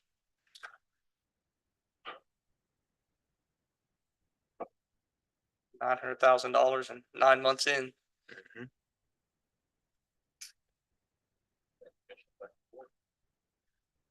So as we stand now, Ms. Oshihara, do we have anything to send to the planning commission? All we've done is acknowledge receipt. Without further motion, that's all the action that this board has taken. Ma'am, Mr. Chair, I just want to clarify, we are setting up a dynamic where it appears to me that this board finds certain components of the proposal not palatable. And yet we're simultaneously setting up a dynamic where we're not asking anyone to take feedback and make adjustments so that we might arrive at a place of consensus or palatability. And so my fear is that sets the ultimate product up for failure, because if we don't like what we see today, we're not likely to like it more after the planning commission looks at it, and therefore we're not likely to have anything to transmit at the end of the day. And in my opinion, we're moving undue pressure towards our volunteer board of a planning commission. I did like the motion that was presented. There does need to be, in my opinion, more attention given to this by staff with options coming back to this board so that we may discuss it. Commissioner Goodwin? Mr. Chairman, if I can, and apologize if this is out of order, but I don't know if it's helpful or not, but hopefully it is. I didn't second that motion because I'm not ready to lock myself into a timeline. I have every intention of taking up a lot of Elliot's time and Lynn's time going through this, but I'm not ready to commit to a timeline yet because the darn thing is huge and the implications are enormous. And so I'm just not ready to commit myself to that, not because I am not going to be working on it, but I just want to explain that. But I understand tying yourself to a timeline, but it's like getting on a conveyor belt, and I feel like I'm gonna get jammed into the end of it before I'm ready. So is there a possibility of a motion that does not give a timeline, but gives staff the opportunity of creating some ideas to bring back? I mean, I don't know that we have to have a motion, but I would be happy to make a motion that staff be ready to work with the consultant and each commissioner as we go through and try to figure this thing out and understand. It's important for the purpose of directive to be able to not let it lie.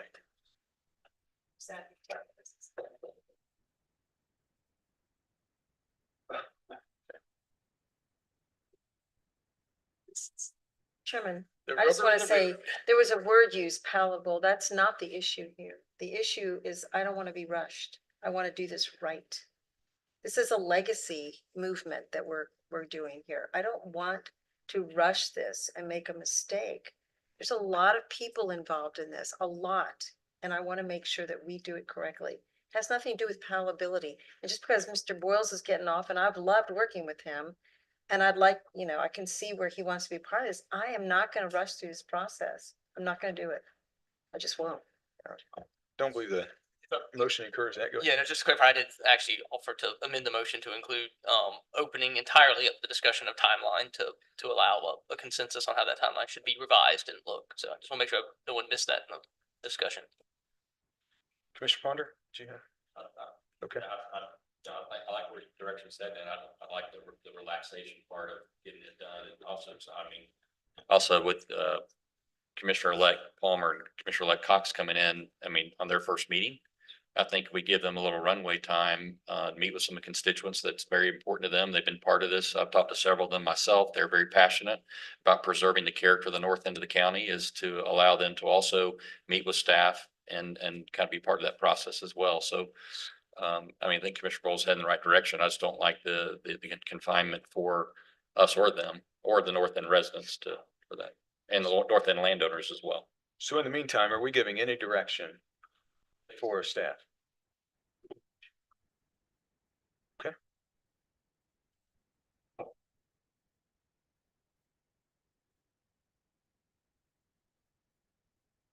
Mr. Chairman. Just as a housekeeping matter, more or less, again, looking at what the scope and the contract currently requires, if we're going to inspire, past this point or past a certain point, we probably are going to need to look at, amending the contract to at least get them from a technicality with the timeline, and also depending on the hours that they would be working, if there would be any delay in their involvement, and then come back, picking back up where they left off in regard to compensation. So there's just a couple of housekeeping matters that we need to contemplate in there as well, to keep everything on the up and up. Okay, there's potential of agendaing those for the future. Thank you. Yes, sir. Are there any more speaker cards, Mr. Tomachek? This time we'll take the final public comment. First is Michelle Harpster. First to speak on public comment is Michelle Harpster. Or do I need to get that too? Thanks, Nick.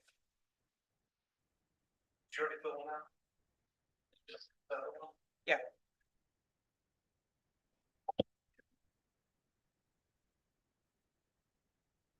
Good afternoon. My name is Michelle Harpster. I live at 1801 Harpster Lane in Baker, Florida. I'm also in favor of the Inspire study, as you heard from many of my neighbors, and their recommendations. I understand that it's a huge task.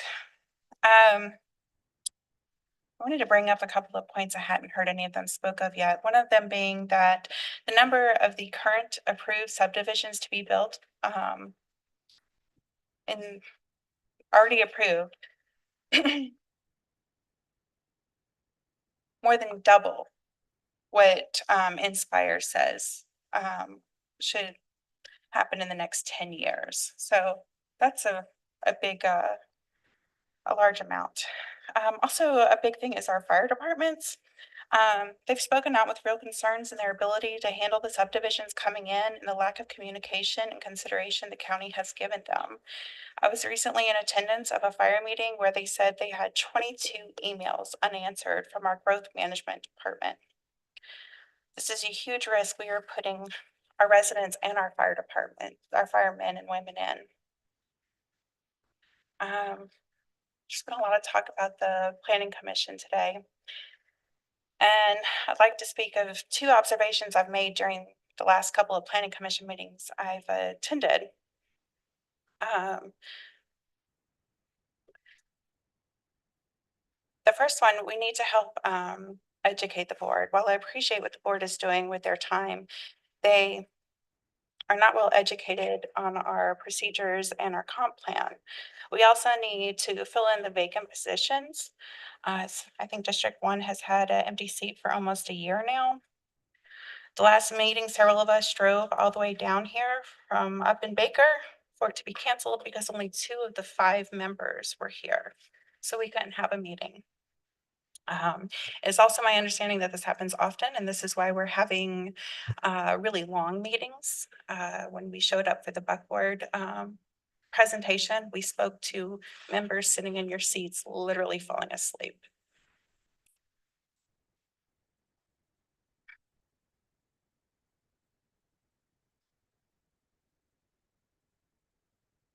You're going to continue to grow. You have to do it safely, period. I also feel there's another safety aspect in protecting our farmers and farmland, and not becoming food dependent on other areas.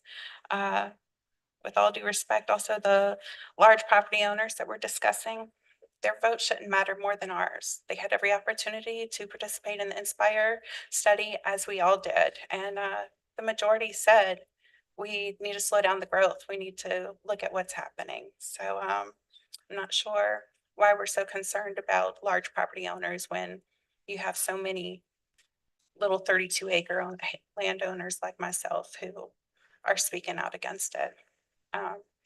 Appreciate y'all looking into this, and I just hope you'll consider these things when going forward. Kathleen Moneypenny.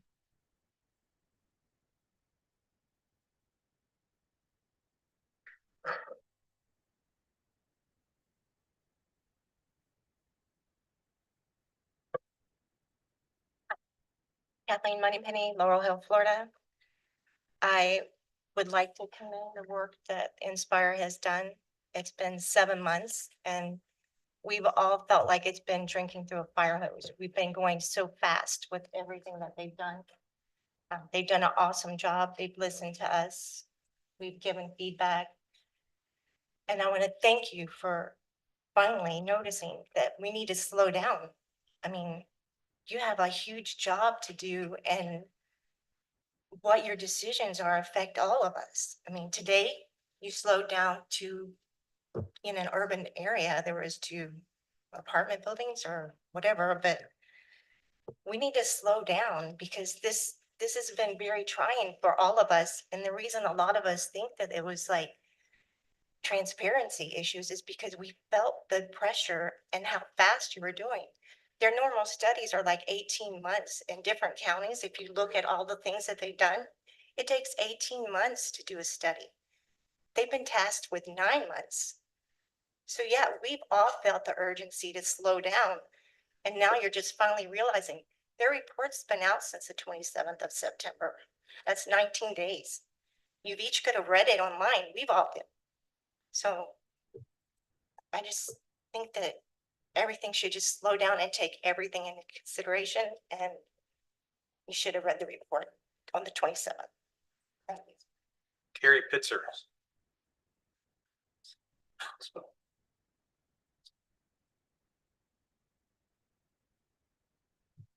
Good morning, afternoon. I'm not sure what time. Oh, 1 minute till the afternoon. My name is Carrie Pitzer. I live at 5040 Gallagher Cutoff in Baker, Florida. Hello to the commissioners that I know. Nice to meet you. To those I've never gotten to meet. I want to say thank you so much for bringing on Inspire, and I'm going to echo a little bit of what's been heard and then address some of the questions that were asked specifically about different landowners. We did have an attendance at the first meeting, a lot of large landowners, and again, consistently the first 2 or 3 town halls that did participate even on the maps coloring in and different participations. As far as the 10 acres breaking down, the partial reason for that in agriculture is because you can't farm when things get broken down to 5 acres. People don't want you to spray pesticides that close to their house. It becomes a legal issue. So we have a lot of farmers in the North County who used to rent from maybe 3 different families their farmland that they lease, and now they're renting from 13. And every year their costs go up and their production comes down. And the more we split up that farmland, the prime farmland, agricultural land, however you want to define it, we lose farmland, we lose production. The state of Florida is down 25% every year in functional farmland. We are relying on China and other sources for our food, and that is a big production issue as a national level. You as a commission have the ability to slow that down in this county. We do have the resources to grow and protect a food source that needs to be considered in this plan, not just housing. We have a public safety issue in the North County. We have special fire districts. Those are ran by the state, as you know, as you're all fire commissioners, I think currently for one of them. And they have not had any conversation with Inspire, and they have not had any conversation with growth management in this plan. I challenge each and every one of you to reach out to those fellows and understand the needs they have. Finding a volunteer to do anything, as you can imagine, is hard enough, but asking them to risk their lives is a different level. And they maintain the fire hydrants. They're not even getting notified of the current developments going on. Your fire marshal is approving things and they are not communicating with the fire people who have to source that. That's a big problem. And it's a public safety issue. Let's see what other issues we have. I agree that every vote counts, and I agree that every landowner has a voice, and I do think that that's not a concern in my opinion.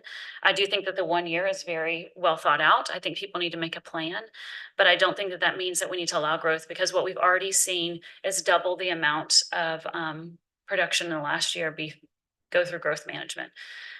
To your transparency conversation, it is not accessible when there are things that go, yellow signs go up, you have 7 days, a white sign goes up, you have 14 days, and then you are done to be able to come and speak to the planning commission about any thing you want to argue. I apologize. Wow, that was loud. I'm gonna wrap this up really quick. The planning commission needs education, guys, and they need appointments. And I really challenge you to meet with your appointed person to make sure they understand what's going on. 3 a.m. we were here and didn't get good answers. So please look into that. Thank you.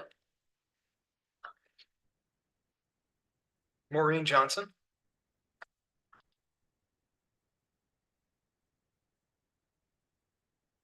Lane Watkins.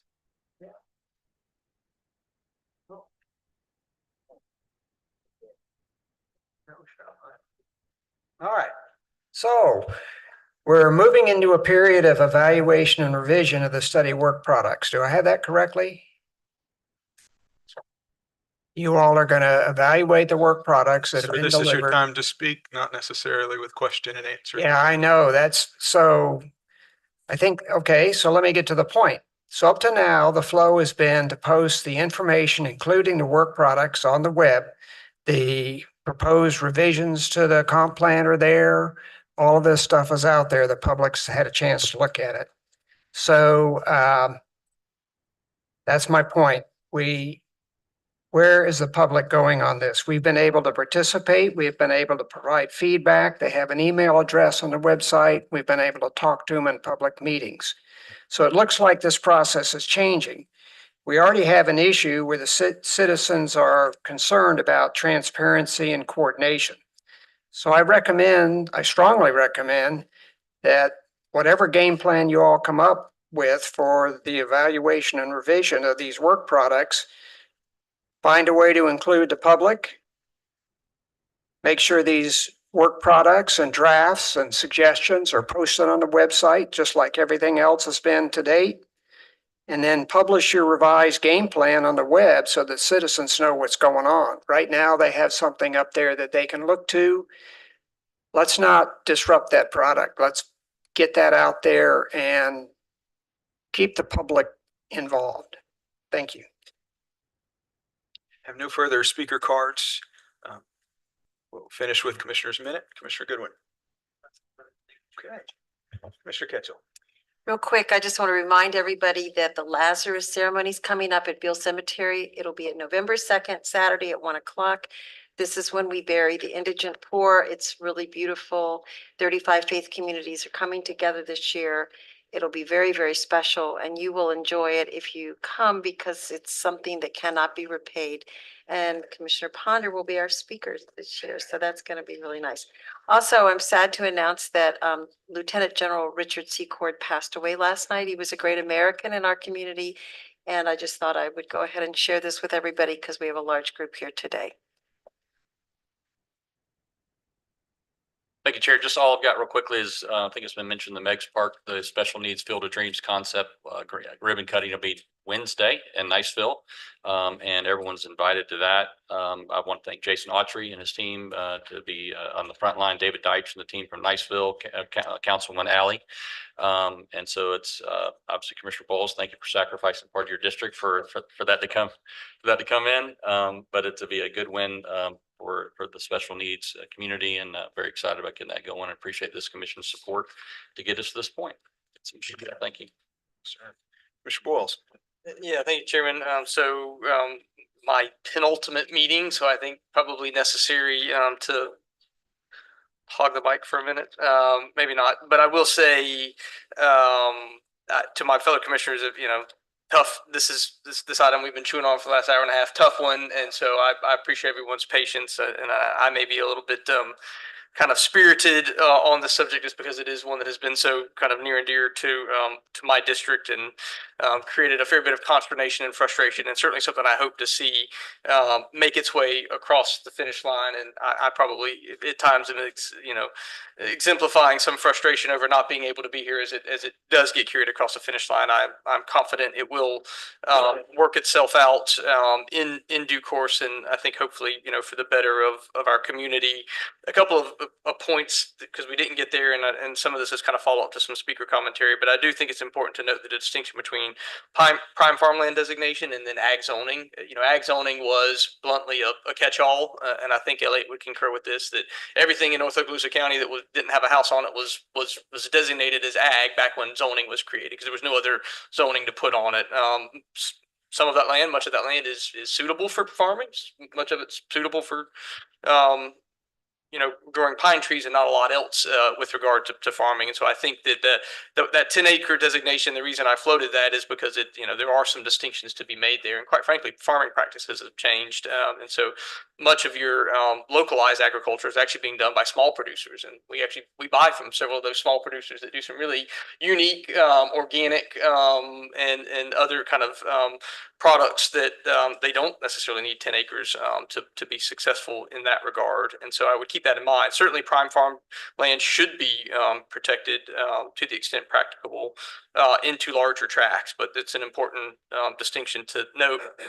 I do want to speak to fire departments just a little bit. Yes, we are now all fire commissioners. I will tell you, I won't speak personally to the flow of information, but my understanding of the process for development is that those fire departments are included in that process. They do have a say. I certainly know our public safety department is very aggressive in interacting with our fire departments. Those fire departments struggle, as we know, from an administration structure, from a resources issue. By and large, that's not something we have control over. I will tell you, I participated pretty significantly a number of years ago in encouraging some consolidation of a couple of those small districts within my district, because they would have gained, at the end of the day, much better economies of scale, and been able to provide better service to the communities that they serve. They have a lot of restrictions placed on them, both via insurance and via state statute, that could be best combated by kind of getting that economy of scale. Unfortunately, you can tend to have some territorialism with regard to those fire departments, and so that can be a bit of a challenge. And so certainly I am confident the county can do better in its engagement with our fire districts. That is very much a two-way street, and there's certainly some work to be done on the fire department side as well. Commissioners, I had a couple of motions. I think once the first one there kind of got squashed, I suspected there wasn't an appetite, but I'll at least share a couple of things I hope this board will be working towards as this process unfolds.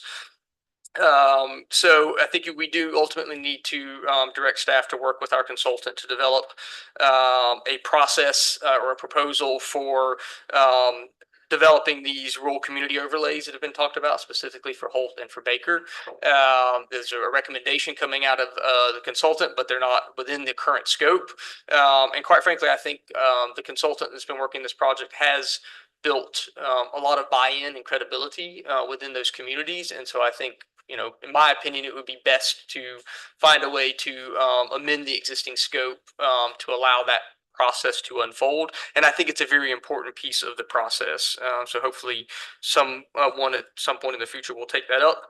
And then the final one I would note that I had hoped to get some consensus on and get some movement on was So sewer, in particular collection, capacity. So our staff has done a wonderful job at being forward leaning. We'll be at a ribbon cutting here in just a few weeks on significant expansion of disposal capacity in the north end. As has been rightly noted, having a plant is one thing, having the pipes in the ground to get the sewer flows to that plant, something entirely differently. And it's expensive. And our model right now, quite frankly, is really to sit in a passive position. And that's not to, nothing wrong with that. That's kind of the traditional model, but I do think we're at a juncture now where we need to begin to potentially reevaluate that paradigm and decide, how aggressive does Okaloosa County want to be in? We've identified, well, hopefully we will identify and adopt some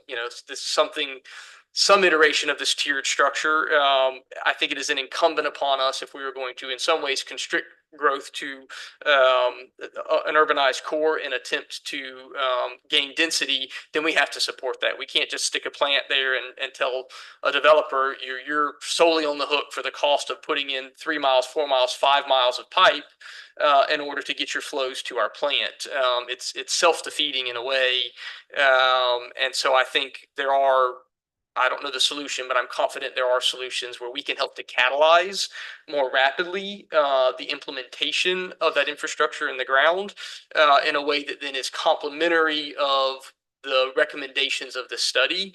But in order to do that, it frankly will require something of a paradigm shift, and that's something this board is ultimately going to have to drive. So were we in a place to be able to have some consensus and make some motions, that's another one that I would have made. So hopefully someone will hold on to that, and it'll find its way to the light of day at some future time. It's been fun, commissioners. My last meeting in this building. One more to go. See you in 2 weeks. Thanks. Nothing further. That concludes the meeting.